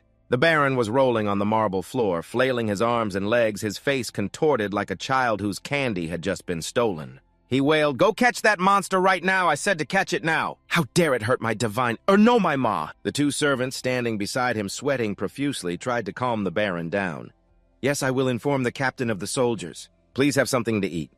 Baron Dolly thrashed about, yelling even louder. "I won't eat! I'm not eating!" Outside, the townspeople were still chanting in unison, "Long live Baron Dolly!" Our hero, Kim O-jin, stood silently, his eyes filled with suspicion, thinking to himself, "Is this some kind of medieval-style public opinion manipulation? Impressive?" Seeing his pensive expression, Selena turned to him and asked curiously, "What is it? You look like you think the whole world has betrayed you." Kim O-jin crossed his arms, his voice low as he analyzed. "Most of the animals that come to the clinic were attacked in the eastern forest, right? But Ma was attacked in the western forest, a whole kilometer away from the village. The Baron's soldiers are now focused on hunting the monster in the west, while completely ignoring the eastern forest." He stroked his chin, his eyes twinkling like a detective's. Of course it makes sense to focus where the monster just appeared, but to ignore the eastern forest like this, something's not right. Selena nodded, her eyes brightening. "I didn't realize there were so many suspicious things. The villagers almost never go to the western forest." Kim O-jin frowned as Selena lowered her voice like she was telling a ghost story. "They say the western forest is full of spooky, creepy things." Kim O-jin's eyes widened. "Ghost stories." "Yes." Before he could ask more, the nearby shop owner poked his head out of a window and called out in a booming voice, "Sorry to keep you two waiting, come on in." He placed an exquisite wooden box in front of Kim O-jin. Inside were 3 sparkling glass syringes shimmering with a golden hue. He proudly announced, "What you ordered is ready." He explained in detail specially reinforced glass mixed with heat and impact-resistant amberium powder with a waterproof deerskin coating. "The needle is made of gold and molten metal. I blew every single piece with my own mouth." Kim Ojin held the syringe, his eyes shining, unable to hide his excitement.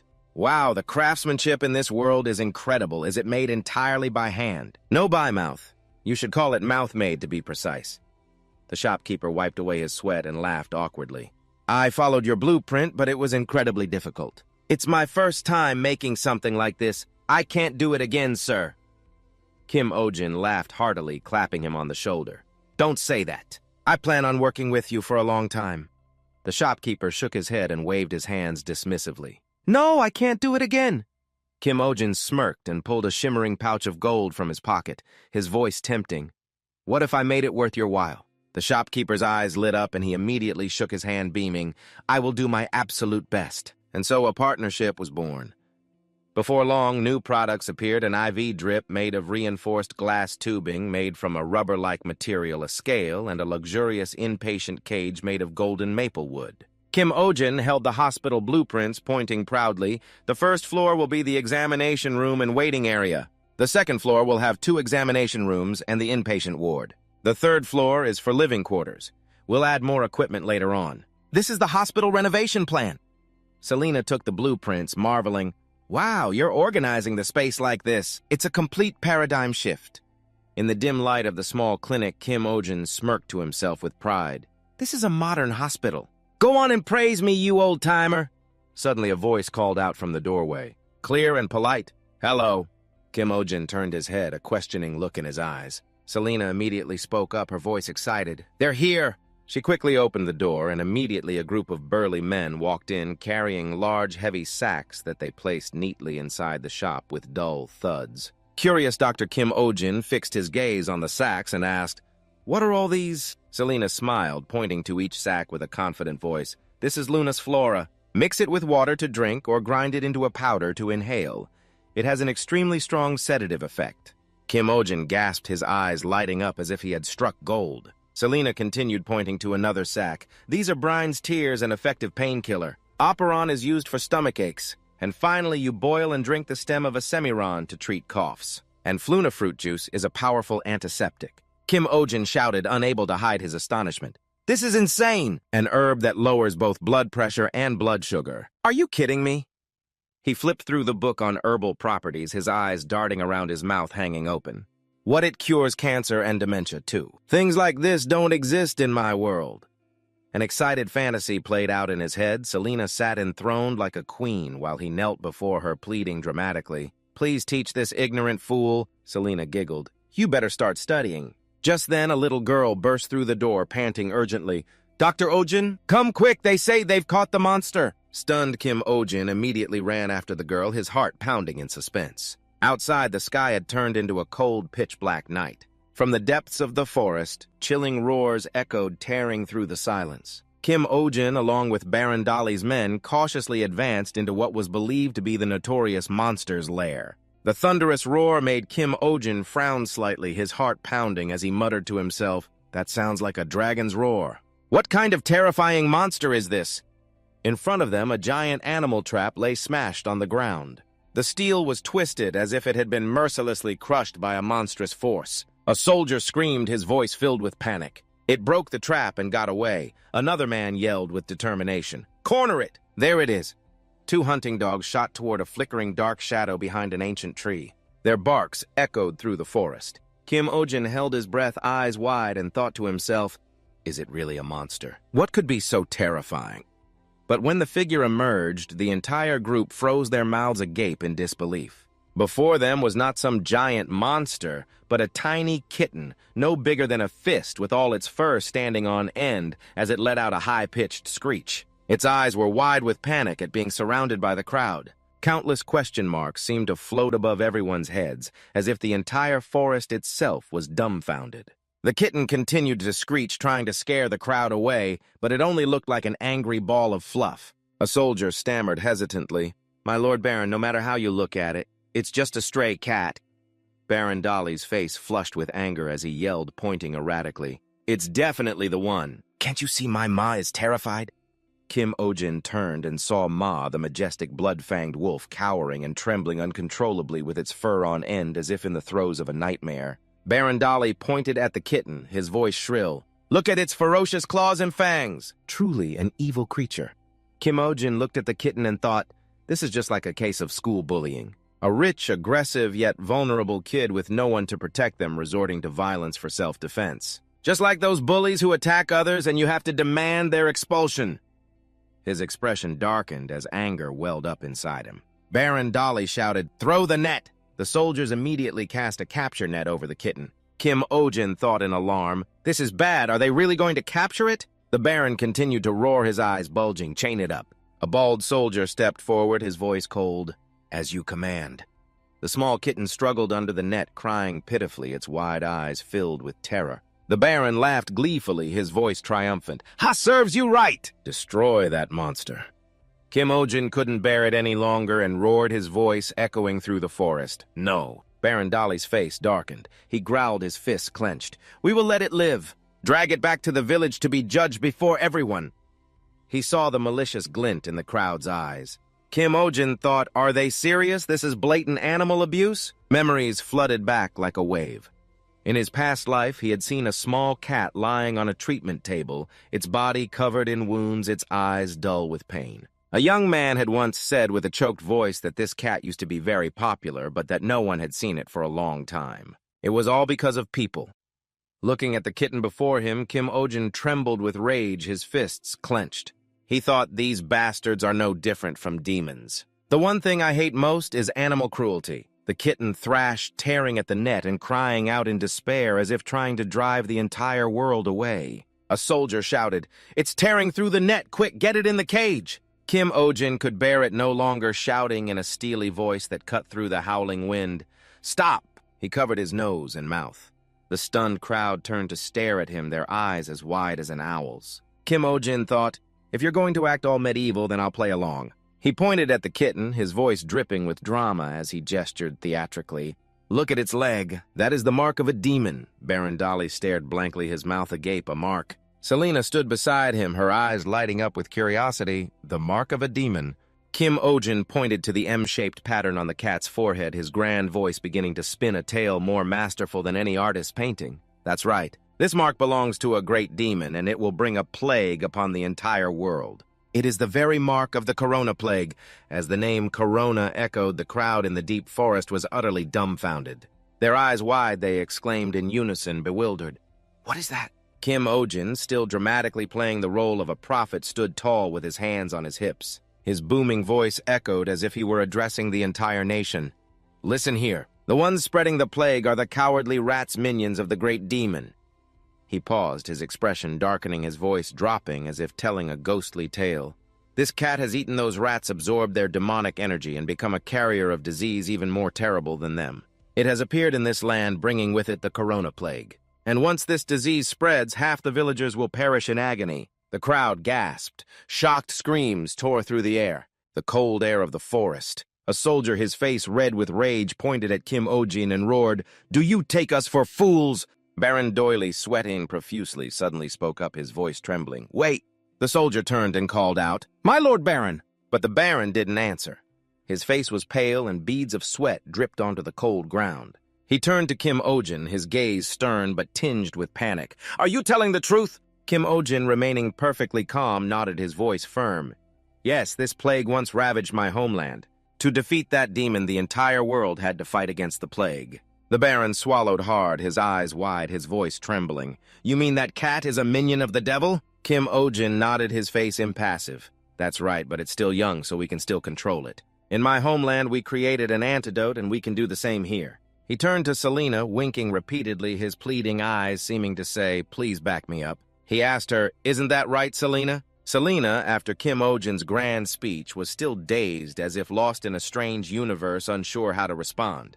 But seeing his pleading eyes, she replied nonchalantly, It's possible. If we use the cat's blood combined with herbs, we can create an antidote for the plague. Kim Ojin pursed his lips, thinking to himself, an antidote for the plague. Am I getting a little too carried away with this fantasy? The soldier, still skeptical, shouted, "My lord, this is absurd!"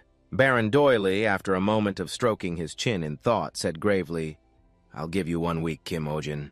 Treat that creature and bring it to the castle. Then we will execute it in front of all the people." Back at the clinic, Kim Ojin let out a sigh of relief, wiping the sweat from his forehead. His voice relieved. "Phew, that was a close call." "Thanks, Selena. You're a better liar than I thought." Selena smirked, her tone nonchalant. "I wasn't lying." Kim Ojin's eyes widened in bewilderment. "Huh?" Selena continued, her eyes gleaming like a mad scientist's. "It's true that we can create an antidote from the cat's blood and a mandrake. But 1 root isn't enough. We'll need 100 mandrakes. This will be a mandrake massacre." The mandrake in the glass case, upon hearing this, looked crestfallen, its veins bulging as if it wanted to scream, "It's over, I'm really done for this time." Selena frowned and turned to Kim Ojin. "But why do you want to save that cat? It's sleeping now, but when it wakes up, we won't be able to handle it." Kim Ojin sighed, his voice low. "This cat isn't the one that attacked the village animals. I've been documenting the symptoms and conditions of the attacked animals. Their wounds have the same size and shape, but the one on Ma is different." Then Selena took Kim Ojin's notebook, flipping through the pages, her eyes lighting up. "So all this time it was Ma who was attacking the animals in the village. This cat was just defending itself, right?" Kim Ojin nodded, but his eyes held a flicker of suspicion. "Yes, but there's something strange.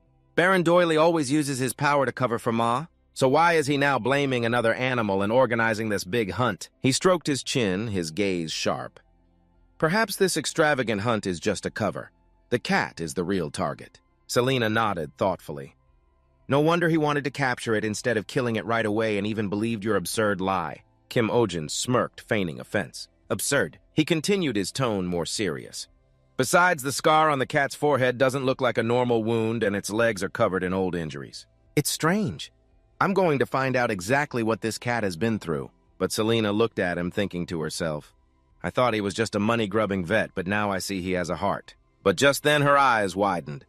Kim Ojin had at some point leaned down and was burying his face in the cat's fluffy fur, looking ecstatic. So warm, so soft, this is great." He continued to nuzzle the cat, his face pressed into its fur, a childishly innocent smile on his face. Witnessing this scene, Selena immediately changed her mind and muttered, "No, he's still just an idiot." The mandrake in the glass case watched Kim Ojin affectionately petting the cat and suddenly grew furious, its veins bulging as if it wanted to scream. "Why not me?" The next morning, Kim Ojin's clinic was shaken by piercing screeches, like the howls of demons echoing through the space. In the dim light of the small market, townspeople passing by had faces pale with fear. One person stammered, their voice trembling, "What's that sound?" "A monster." A young man nearby, trembling all over, said in a terrified voice, "I've never heard anything so horrifying in my life." An auntie's eyes lit up, and she raised her hand high, shouting like a preacher, "Don't you all see? The sorcerer Kim Ojin is fighting a demon." She continued, her voice full of excitement. "He is purifying the plague-spreading demon to save the entire village." Another man nodded, his eyes filled with awe and disbelief. "So he's not just a veterinarian, but a sorcerer from another world." The crowd outside chanted in unison, their voices roaring like a tidal wave. "Long live sorcerer Kim Ojin! Long live!" And so medieval public opinion was formed as fast as a storm sweeping through the market. Inside the small clinic, Kim Ojin was a mess, as if he had just survived a life-or-death battle, his hair disheveled and his face covered in sweat. He held a spoonful of food, coaxing gently, "Come on, kitty, please eat." "Just 1 spoonful. Good kitty, good kitty." But the cat, its eyes blazing, swiped its paw straight across Kim Ojin's face, leaving 3 brilliant red scratches. He growled in frustration, his voice full of discontent. "This little one is as hot-tempered as melting summer ice cream." Selena stood beside him, stroking her chin thoughtfully. "It looks smaller than it did 3 days ago." Kim Ojin looked closely and nodded, his eyes lighting up. "You're right. Not just its weight, its size is much smaller, too." Selena frowned, her voice thoughtful. "It must be a magical beast. Perhaps it's getting weaker because its body is losing mana." Kim Ojin bowed his head and muttered, "Mana or whatever it has to eat. It hasn't eaten anything in 3 days. It's hungry, so it's cranky. Being cranky uses energy, and using energy makes it hungry again. A vicious cycle of hunger and anger." He thought to himself, "If only I had some of my signature Kim Ojin soup right now." Suddenly, a sharp pain in his chest made Kim Ojin jump, his eyes widening. The necklace on his chest vibrated violently, emitting a dazzling light from within. A food bar, identical to the one he had just imagined, suddenly materialized, floating in midair. Kim Ojin shouted in astonishment, "Something just came out!" The food bar unwrapped itself and flew straight toward the cat as if guided by magic, popping right into its mouth. The cat, after a second of confusion, its eyes lit up and it devoured the food bar with absolute delight. Kim Ojin, as if he'd found a treasure, immediately offered more, his voice gentle. "That's right, that's the way. My little darling was so hungry, huh? Yummy, right? Nom nom." Selena watched him turn into a doting mother, her expression frozen, thinking, is he even sane? Suddenly the M on the cat's forehead turned a sparkling white, as brilliant as starlight. Then Selena gasped and shouted, I know that's it." She turned to Kim Ojin, her eyes shining brightly. "Now everything makes sense. This creature is not a cat," she explained slowly, her voice filled with the quality of ancient legend. "A Monoceros, the one-horned lion. When the dragons disappeared in a world overflowing with mana, they were considered divine beasts, revered as sacred creatures. Where their horns touched the ground, even deserts would turn into springs. The light from them banishes the darkness. All these blessings come from the heart of the Monoceros, which holds an extraordinary ability to create mana." She paused, her voice dropping mysteriously. "The horn on its forehead is the sacred path for mana transmission. Anyone who touches it even once can hardly escape death." Kim Woojin swallowed hard, his eyes wide, thinking to himself, "This sounds like a Hollywood blockbuster." Then Selena continued, "During the mana famine, the Monoceros population declined. To protect them, smaller versions were bred. But despite their small size, they never lost the pride of a divine beast. No one could tame them except for a healing spirit." Kim Woojin, holding the small cat, suddenly shouted excitedly, "Success! Great job, Kim-san Ra. Time for a churu treat." The cat, known as the legendary divine beast, Kim-san Ra, meowed happily, its eyes sparkling as if it had just won the lottery. Quick as a flash, Kim Woojin pulled out a churu tube and fed it to the cat, clicking his tongue. "Good job, our little darling." Witnessing this scene, Selena's face darkened as she muttered, "What a disgrace." "Good heavens, this clinic is turning into a zoo, sir." That evening at Baron Dali's magnificent palace, he roared, his face red with rage. "What?" "That thing is eating obediently." A soldier who had been watching from a distance bowed and reported in a trembling voice, "Yes, sir." Kim Ojin held it in his arms like a baby, and it was acting cute while enthusiastically eating something. Baron Dali stroked his chin, his eyes narrowing suspiciously. "Impossible." Another soldier entered, his face pale. "Sir, the soldiers are losing sleep over the demon's lion, and now there's the plague." He lowered his voice as if afraid of being overheard. "That cat isn't really an ordinary cat, is it? Humans cannot tame a Monoceros, even if it has lost its power. In the worst-case scenario, the mana in their bodies will turn into toxins and self-detonate. That power is so terrifying that an entire nation could fall into ruin from the disease it causes." Baron Dali frowned, recalling Kim Ojin's words in a pensive tone. At Baron Dali's magnificent palace, he mused with a suspicious tone. "His world fought the plague for years, but I've heard a Monoceros never eats food given by humans. Does that brat have some kind of secret?" The next day, at Kim Ojin's bustling clinic, a clear voice rang out like a silver bell. "Next patient. The guardian of the Bing Fairy, please come into the examination room." It was Pio, the new employee, with a bright, smiling face and a voice full of life. "The exam room is this way. We'll weigh your little one inside." Kim Ojin watched the bustling scene, his heart filled with joy, thinking, "Now this is a real clinic. Before it was like a free charity house." Inside, Selena was scowling, her voice sharp. "Hey, it's too noisy!" The little girl, holding a small bear named Jingle Pet, giggled. "It makes noise just by standing still." Selena's face darkened, her voice threatening. "Do you want me to cast a spell to silence you for good?" Kim Ojin shouted from the doorway, his voice full of reproach for Selena. "The customer service here is terrible. Failure, failure." The clinic was now like a chaotic battlefield. A customer was pointed at by Selena's magic staff, a flash of light like a gunshot accompanied by a shout, "I told you it's not your turn, get in line." One day, Selena even took a half-day off, leaving a handwritten note on the desk. "I'm taking the next few days off." Signed, Selena Kim. Kim Ojin picked up the note veins popping on his forehead and roared, "What is this?" "Handwritten, no less. This is a justifiable reason for firing, isn't it? Do you think you're a veterinarian or something? Even a vet wouldn't do this." To salvage the situation, Kim Ojin urgently asked Pio, his neighbor, to work part-time for a few days. The minimum wage in this world was 1 silver coin per hour, but Kim Ojin generously offered 2 coins. Pio immediately nodded, her voice bright. Of course! Unexpectedly, Pio quickly became a star excellent customer service and an absolute love for animals. She held a small worm, her eyes sparkling. Oh, this marvel. I used to raise one when I was little. Pio's diligent and proactive attitude moved Kim Ojin. Seeing him holding a stack of papers, she quickly ran over. Let me carry that for you, give it here. Kim Ojin looked at her, thinking excitedly. Maybe I should hire her full-time. But then he suddenly realized it was unusually quiet today.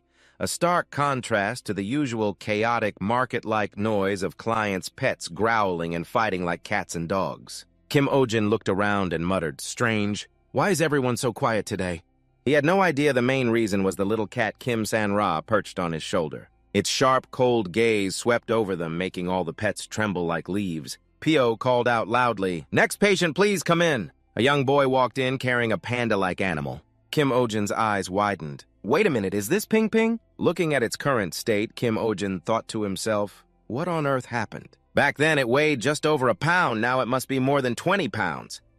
He pointed at the animal, his voice filled with astonishment. Can a hamster get this big? Or are you a panda? The boy grinned widely. How could it be a hamster? It's a flop beer. Kim Ojin froze, scratching his head. Ah, that's right. They call them flop beers here. The boy stepped closer, his eyes sparkling. You know what a flop beer is, right? Kim Ojin frowned and stammered, well, not exactly. Pio quickly came to the rescue, her voice bright. Dr. Ojin is from another world, so he just uses different words. Because of that, he can cure diseases that doctors here don't know about. The boy nodded in admiration. Oh, so you studied abroad. Kim Ojin, his reputation newly crafted, gestured to Pio. In a magnanimous voice, you're hired full-time. Pio cheered, her eyes shining. Thank you. Kim Ojin turned back to the Flopia, his voice serious. Why is this little guy so fat? Its condition is quite good. The fur color is unusual, but the bone structure is still that of a hamster. Could it have been affected by some magic that made it bigger than normal? Suddenly, Kim San-ra from behind its eyes flashed, then narrowed, and it shot towards the Flopia. Kim Ojin yelled, San-ra no! Faced with the threat, the Flopia suddenly split into 3 smaller bodies. Kim Ojin, Pio, and the young boy all gasped in unison, their eyes wide. It split into 3! Kim Ojin clutched his head, thinking, what the hell is this? What kind of crazy world is this? It should at least follow the basic laws of physics. The boy, bewildered, hugged the 3 bin-bins, his voice joyful. Our bin-bin split into 3. It refused the last time we tried to mate it. I'm so happy now. What should I name them? But the 3 small creatures struggled, darted out, and began jumping wildly all over the clinic. Kim Ojin yelled, what the heck are they faster because they're smaller? Suddenly an arm reached out and snatched all 3 small bodies. It turned out to be Selena, who had just returned, her voice cold. This isn't a Flopia, it's a blob. She turned to the boy. Where did they come from? Kim Ojin also muttered curiously. What's a blob? The boy hesitated. I don't know, it was a gift from my father. Could my bin-bin be a demonic beast? Selena's voice was soft, yet sharp. I was thinking the same thing. She placed the 3 creatures in a cage and continued. Just leave them here for now. The boy was startled. Huh, why so suddenly? Selena's face darkened. Don't worry, I'm not going to dissect them. Kim Ojin quickly reassured him, we won't do anything inhumane. Without the Guardian's consent, we absolutely won't touch them. The boy's shoulders slumped, his voice small. Can I trust you? The sky was gradually turning a sunset gold. In the clinic, Selena began to explain, her voice low like she was telling a fairy tale. Blobs are not normal animals. They are the experiments of a mad sorcerer. An image of a mad scientist in a tattered robe. Laughing maniacally flashed through Kim Ojin's mind. He muttered in a terrified voice, this world has mad scientists too. Selena smiled, but he wasn't entirely a bad person. Although his mistakes cannot be ignored, I thought blobs disappeared 100 years ago. I never expected one to appear here. Kim Ojin was startled, his eyes wide. Huh, how old are you? He thought to himself. I've been wondering why she talks like a little old lady.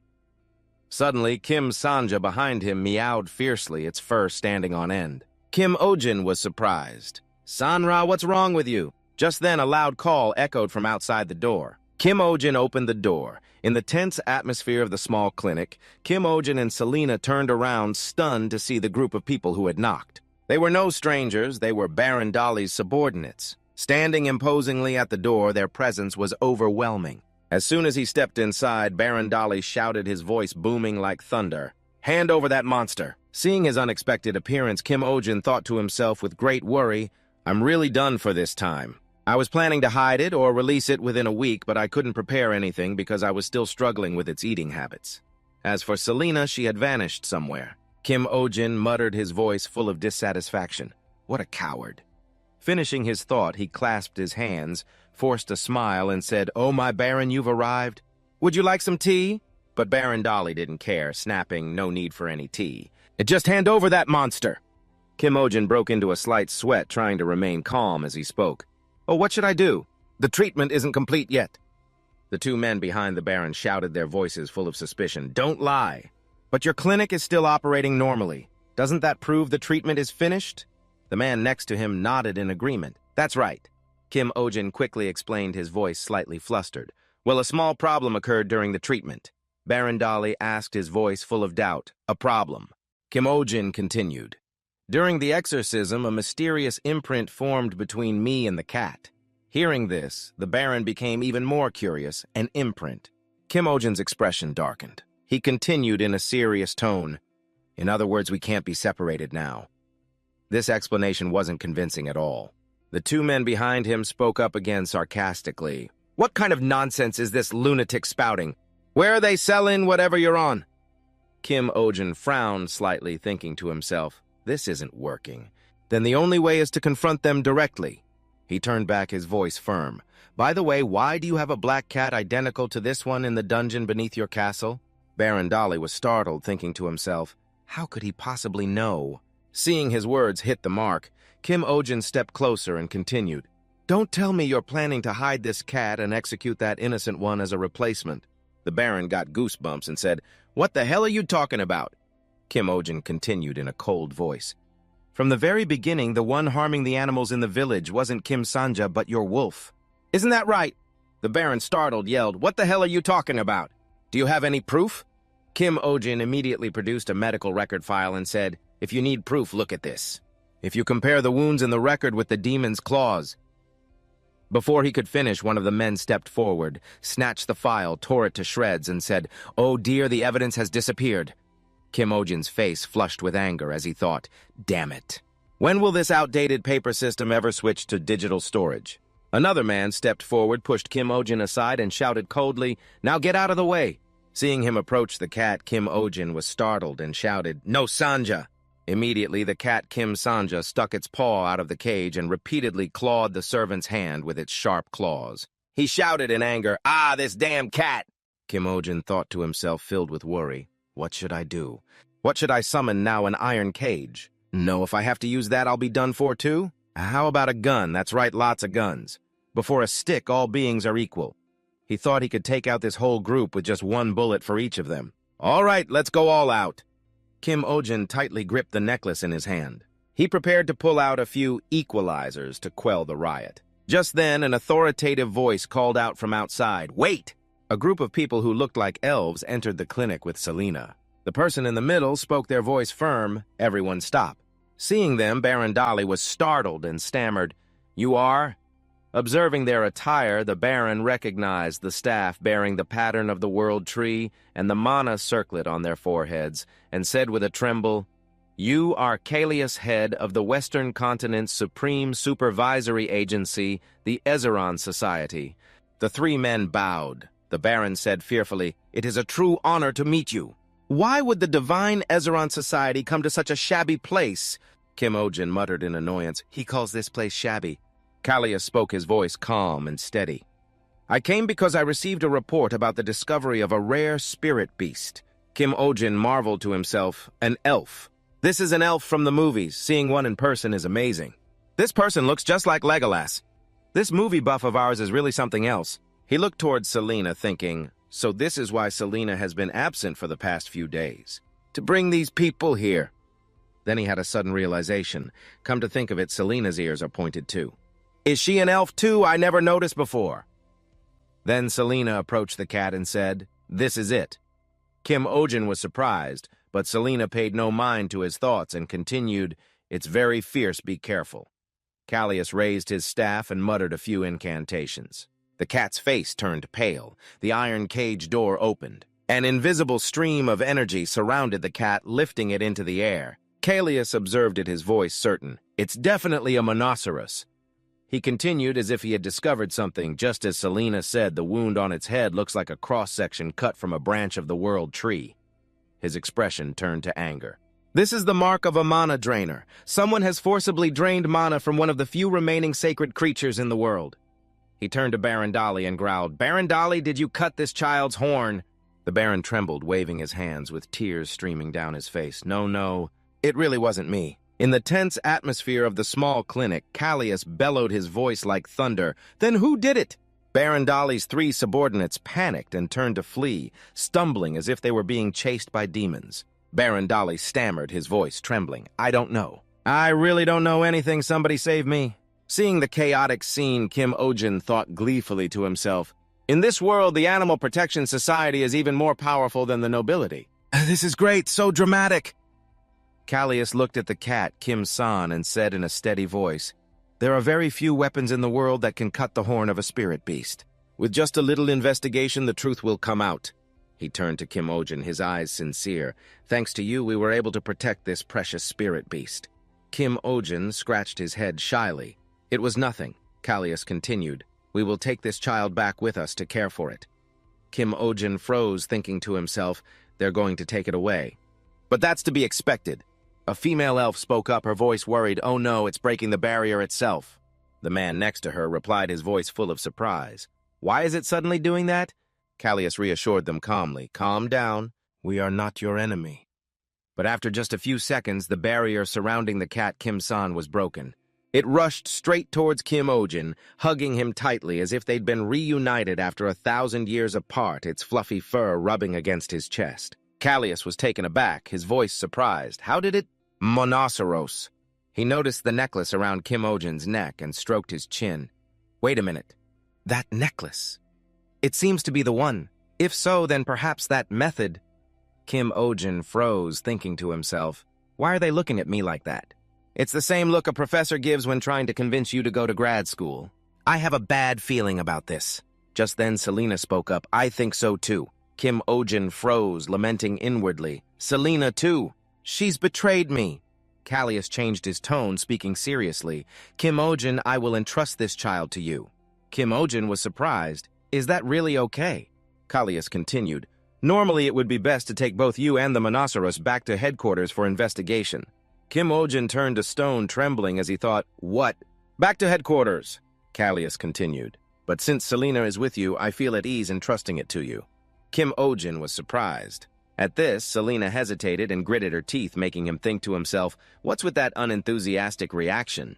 Callias muttered a few incantations, pointing his staff towards the cat. A barrier appeared, forming a teardrop-shaped collar around Kim San-ra's neck. Callias explained in a steady voice, "This is a collar containing the protective magic of the Ezeron Society. It will help this little one recover its power in place of its lost horn." Kim Ojin said happily, "That's great, San-Ra." The cat meowed as if it understood. The female elf continued, "If it's in danger, we will immediately receive a signal for help." Kim Ojin thought to himself, "An automatic rescue alert system." Callias took out a ring and said, "This is a token of our sincere gratitude for everything." Kim Ojin exclaimed, "I get a gift too." Callias explained, "This is a ring that carries the power of the Celestine family." Holding the ring, Kim Ojin trembled, thinking, "Why does my body feel so restless? If I wear it, I'll be dragged into a dangerous expedition, shoulder a deadly mission, or be attacked by magical beasts targeting this ring." Seeing Kim Ojin's fear, Callias reassured him, "This ring also has protective magic. If you're in danger, we will immediately receive an emergency signal." Kim Ojin was suspicious, thinking, "Why is this old guy smiling so sweetly?" Callias approached, taking the ring to put on Kim Ojin's hand. "Shall I put it on for you?" Kim Ojin panicked. I'm not mentally prepared." The ring fit snugly on his index finger. Callias smiled. "It's a perfect fit. It looks good on you." Looking at the ring, Kim Ojin frowned, thinking, "I wonder what's going to happen next. Is this going to be okay?" He mumbled humorously, "These lips have only ever eaten rice and fish. They've never kissed anyone's cheek. Our protagonist is 23 years old, but has never even held a girl's hand." Looking at the ring, he thought to himself, This is the first ring of my life, but why does it give off such a shady, magical aura? Is it suspiciously valuable? Startled, he turned to Callias and said, I'm sorry, but I'm afraid I have to refuse this ring. Callias asked in surprise, Why is that? Kim-Ojin scratched his head and replied, I really appreciate it, sir, but I work with my hands a lot. Wearing accessories is a bit... Before he could finish, Callias interrupted, Why don't you think of it as a piece of jewelry? Like wearing armor. Kim-Ojin looked at the nonchalant old man and thought, he's completely lost touch with reality. He waved his hand firmly, I'm a doctor. Having anything on my hands is very inconvenient. Callias smiled. Then I'll make sure it doesn't bother you at all. Kim-Ojin was stunned. What? Immediately Callias mumbled an incantation. The ring on Kim-Ojin's hand glowed, startling him, then dissolved into thin air, replaced by a tattoo that appeared on his ring finger. Kim-Ojin looked at the tattoo, his jaw dropped as he thought, this is insane. A tattoo just appeared on my hand, but looking closely, it's pretty cool. Callias explained, now place the ring symbol on your chest and say Celestine. Kim-Ojin did as he was told, repeating Celestine. Callias's staff glowed, synchronizing with the tattoo on his hand. Callias continued, now you can communicate remotely with anyone who possesses a Celestine. The tattoo projected a small screen showing Callias's image like a video call. Kim-Ojin exclaimed, remote communication is like a video call. Callias nodded. Celestine is a gemstone that transmits sound. Now try saying light. Kim-Ojin asked curiously, light. The tattoo immediately turned into a super convenient flashlight. Kim-Ojin shone it around excitedly, nodding repeatedly. Of course! I love it! Callias laughed. It has many other features. You can discover them on your own. But the most important function is protection. In the small clinic, Kim-Ojin's eyes sparkled as he said excitedly, Thank you so much for this wonderful gift. Callias nodded in satisfaction, a gentle smile on his face. I'm very happy you like it.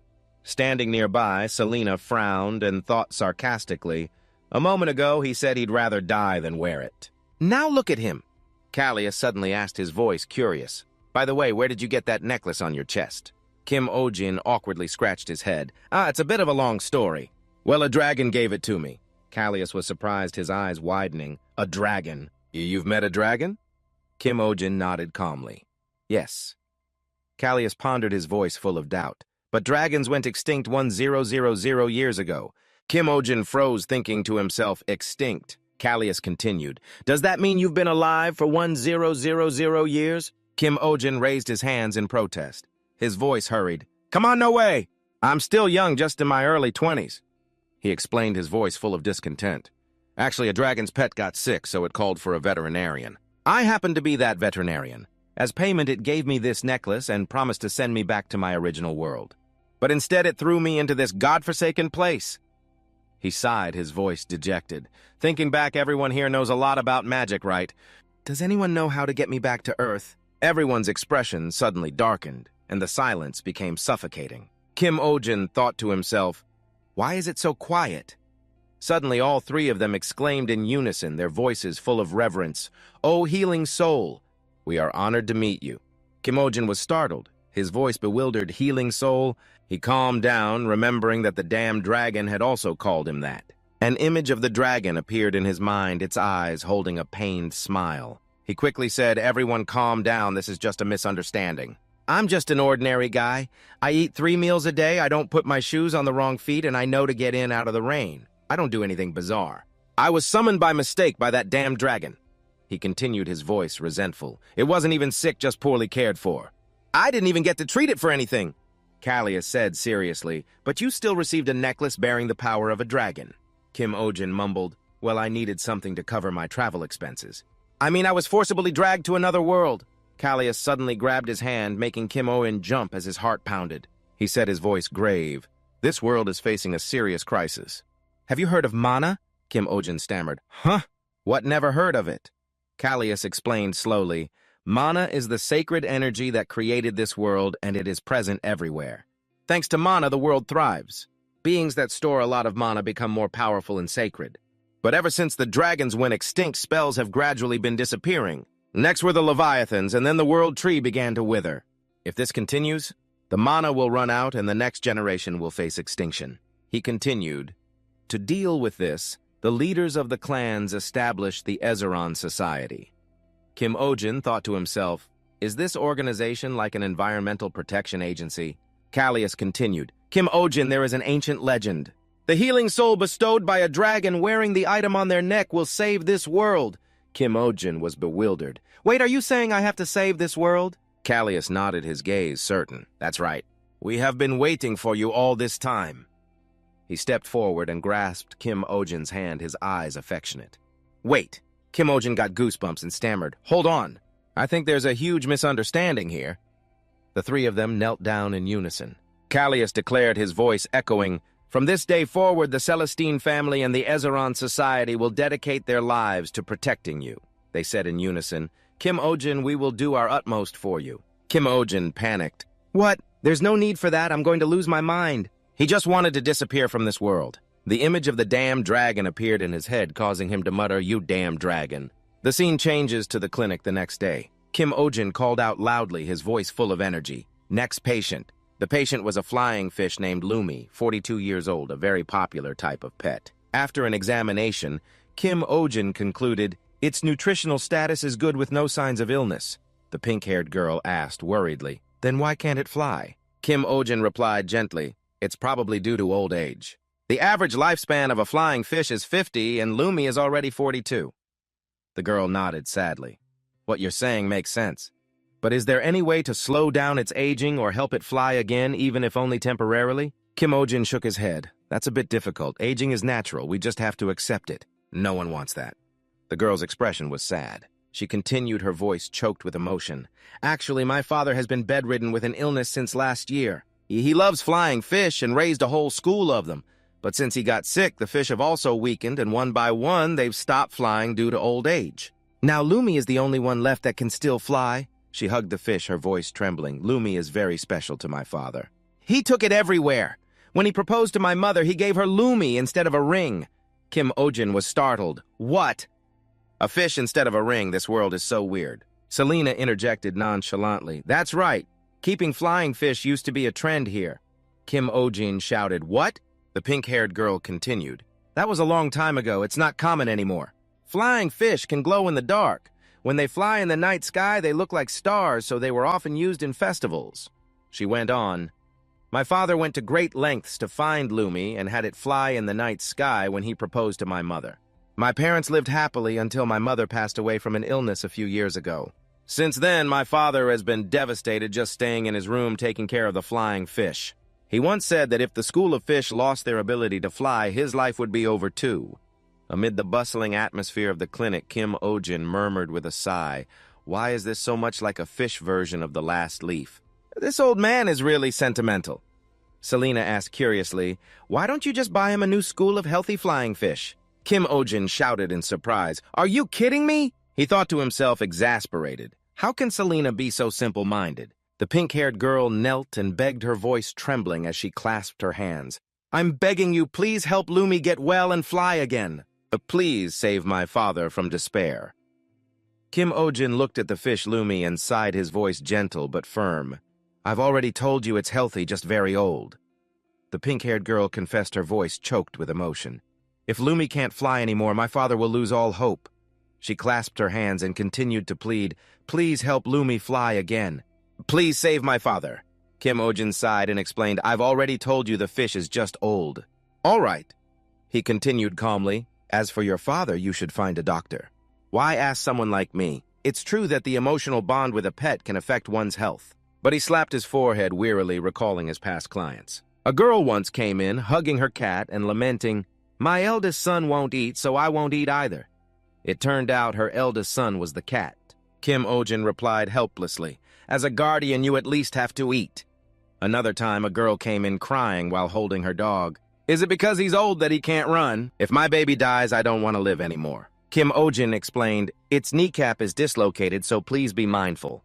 Through many cases, he realized these effects were often negative. The scene shifts back to the present as the door bursts open. An urgent voice called out, please promise me. Startled, Kim Ojin turned around, muttering, what is it this time? It was the people from the Celestine family. Callias spoke in an authoritative voice, spirit healer. Kim Ojin panicked and then suddenly woke up, realizing it was all a dream. Seeing Kim Sanja still safe on his familiar bed, he muttered, "What a weird dream." In the morning, Kim Ojin started his day with dark circles under his eyes like a panda calling out loudly, "Good morning, everyone." Now Bio looked at him wondering, "Gosh, your face." She wasn't any better with the exact same dark circles. She sighed. "Actually, I couldn't sleep last night.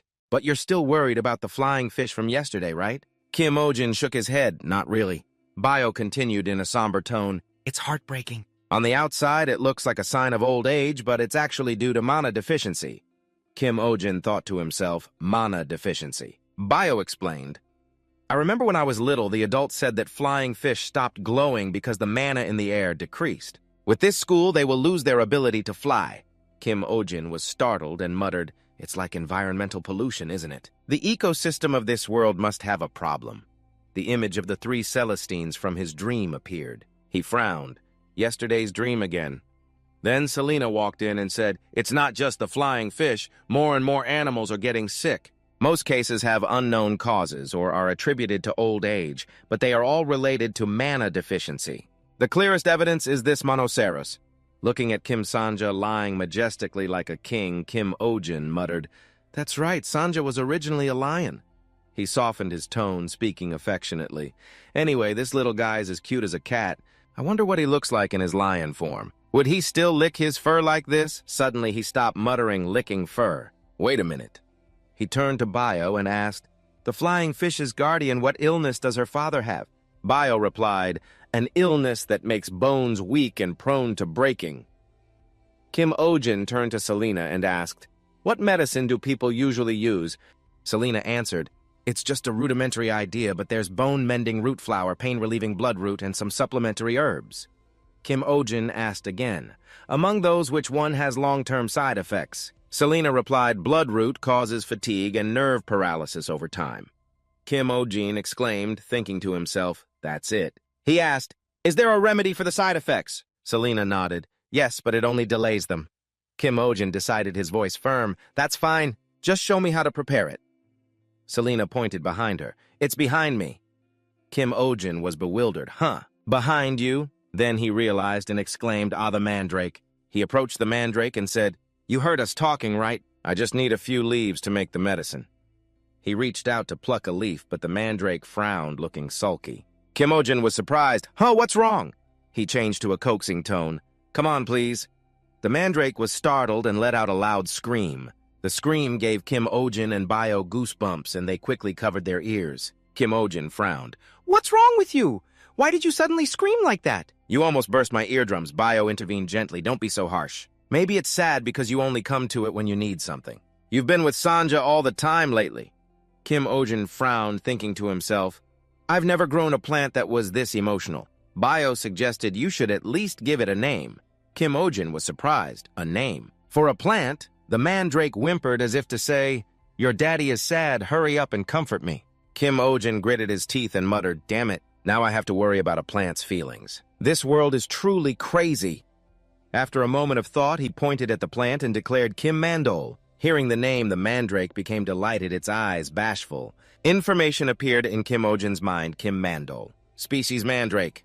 Attribute jealous. He laughed heartily. "Awesome, Mandol, congratulations." Watching this bizarre act, Selena remained silent, her expression unreadable. In the quiet atmosphere of the clinic, Kim Ojin returned to the main topic. In a gentle but firm voice, he said to Kim Mandol, "All right, Mandol. Just give me 2 leaves, okay?" The mandrake, now cheerful, gave a cute wink and plucked 2 lush green leaves for Kim Ojin. He took the leaves, muttering doubtfully, "This still feels a bit creepy." Bio smiled brightly, her eyes sparkling with envy. "Both plants and animals adore you." Selena quietly approached Kim Ojin and said in a calm voice, "Kim Ojin, may I borrow your necklace for a moment?" She glanced at the necklace in his hand, muttering, "It looks ordinary, nothing special." She petted Kim Sanja and Kim Mandol, but both reacted fiercely, making Selena frown and think to herself, "It's not the dragon's power in the necklace that makes them friendly, but it only works on Kim Ojin." She asked curiously, "Kim Ojin, how do you activate the necklace's power?" Kim Ojin scratched his chin thoughtfully. "Well, when I focus on what I want, my chest feels tight and then the power erupts." "I think so," Selena muttered thoughtfully. "The power is linked to his heart." Kim Ojin held the necklace and smiled faintly. As soon as I touch it, they cling to me like it's mealtime. He took out a piece of candy and gave it to Kim Sanja. Here, have a bite. Selena thought worriedly, giving candy to a Monoceros is too dangerous. Seeing Kim Sanja eating a lot, Kim Ojin stopped him gently. That's enough for today. Just then, Bio turned around and said excitedly, Sir, I finished grinding the leaves. Kim Ojin nodded. Thanks. From Kim Mandol's leaves, he prepared a small vial of medicine, his eyes focused. Bio asked enthusiastically, Should I bring the medical bag for you? Kim Ojin nodded. Yes, please get the large bag for me. Afterward, Selena watched his every move, muttering, Kim Ojin, is he really a spirit healer? The scene changes to the house of the pink-haired girl, L'Oreal. She opened the door to her father's room and said gently, Father, it's time for your medicine. But immediately the sight before her left her stunned. Her father had fallen on the floor with the 2 flying fish beside him. She rushed over, shouting in a panicked voice, Father, are you all right? She helped him up, and he replied slowly in a weak voice, I'm fine. But L'Oreal was still worried and said reproachfully, Why did you try to get up by yourself? He held one of the fish in his arms and said gently, Lumi seemed to want to look out the window, so I was going to let it take a look. Hearing this, L'Oreal raised her voice. Then you should have called me or someone else. Why did you try to walk on your own? You're already weak. What would I do if something happened to you? I don't have much time left to live anyway. Why do you keep saying things like that? Your condition is getting much better. L'Oreal, not everyone dies from illness, my child. When a person loses their will to live, they are as good as dead. Father, please don't say things like that anymore. That's not right. People can die from misunderstanding a prescription, not knowing enough about it, as well as from unhealthy habits and not knowing how to take care of themselves. Dr. Kim, who are you? I'm Kim Ojin, a veterinarian. The reason Lumi can't fly isn't because of old age, but because of a side effect from the medicine you're taking. What do you mean I'm the one taking the medicine, so why is Lumi suffering the side effects? Flying fish now live on land, but they still retain some habits from their time in the water. One of those is licking a bit of food or a person they like. In other words, the reason Lumi lost its ability to fly is because it overdosed on the medicine residue on your hair and beard. That's impossible. They don't lick my hair. You didn't know, Father. When you sleep, they lick your hair and beard all night long. So that's why my beard is always so shiny. Yes, which is why I've prepared a treatment. With this medicine, they will recover in less than 2 days. He opened the medicine box, which contained 2 syringes and 3 vials of medicinal fluid. Bio picked up a syringe. Kim Ojin turned to the old man. From now on, you must wear a hairnet when you sleep. The old man replied immediately, I'll just shave everything off. Kim Ojin nodded with a slight smile. That works too. With Bio's help, Kim Ojin easily injected the medicine into the small fish. Now Pio spoke, his voice gentle. I'll hold it like this. There, little one. Seeing the fish struggling, Kim Ojin held it down, saying, This one's a bit rebellious. Pio replied, Then I'll hold it tighter. After a brief struggle, Kim Ojin announced excitedly, Done! Once the medicine takes effect, they'll recover quickly. The 3 fish now looked as if they had played too hard, their eyes dazed and listless. Just a few minutes later, one began to come to its senses, flapped its wings, and shot up into the air, sparkling like a little star. Inside the small house, the old man's eyes lit up, his voice filled with joy. Oh, it's working! As soon as it could fly, the Lumi fish rushed toward him, making him so happy he was on the verge of tears. His trembling hands cupped the small fish, and he broke into a radiant smile. This isn't a dream, is it? This is wonderful, truly wonderful. Seeing the results of his work, Kim Ojin was pleased, his heart filled with pride. The medicine is effective. They've gotten better in just a short time, Pio added excitedly. What a relief! Kim Ojin looked down at the remaining fish starting to make their first movements, his eyes sparkling. The rest of them will recover soon, too. L'Oreal cried out, her voice emotional. Thank you so much, Doctor. Suddenly, a small fish shot toward Kim Ojin like an arrow. Luckily, he managed to catch it, but right after another one flew up and bit his hair, making Kim Ojin cry out in pain. Hey, what's going on? Why did it suddenly do that? Then from all sides, countless small fish flew in, biting mercilessly, causing him to shout, Are these flying fish piranhas or just crazy? The scene shifted to a small fish on the floor, its whole body trembling strangely. Seeing this, L'Oreal's father's eyes widened. He mumbled, his voice full of suspicion. Could it be? Right after the Lumi fish emitted a strange light, lifting it into the air. Kim Ojin was surprised by the unexpected development, while L'Oreal and Selena beside him watched in awe, their eyes sparkling. The remaining fish also flew up one by one, emitting eye-catching beams of light as brilliant as stars in the night sky. Looking at the scene, tears welled up in the corners of Luriel's father's eyes, his voice trembling with joy. He replied, memories of the past flooding back. The small fish flew around in the sky, emitting romantic bursts of light. His wife at the time looked at them, her eyes filled with delight, and said, "This is the first time I've ever seen anything so beautiful. Thank you, Fred." He was moved and, gathering all his courage, held her hand tightly. "Will you be mine?" She nodded without a moment's hesitation. "I do." Back in the present, a small fish flew in front of him, emitting a light just like in those beautiful years. Seeing this, Kim Ojin's heart also softened at their beauty, and he was deeply moved. Pio turned excitedly, his voice cheerful. "Now I know why flying fish are used for marriage proposals." Kim Ojin replied humorously, "Yes, but you still can't use them because that would be animal abuse." Pio pouted, "Yes, sir." Watching the two of them talk, Selena muttered thoughtfully, "To make them fly and glow just by having them lick his blood and hair. I know he's not an ordinary person, but is he really the person this world needs?"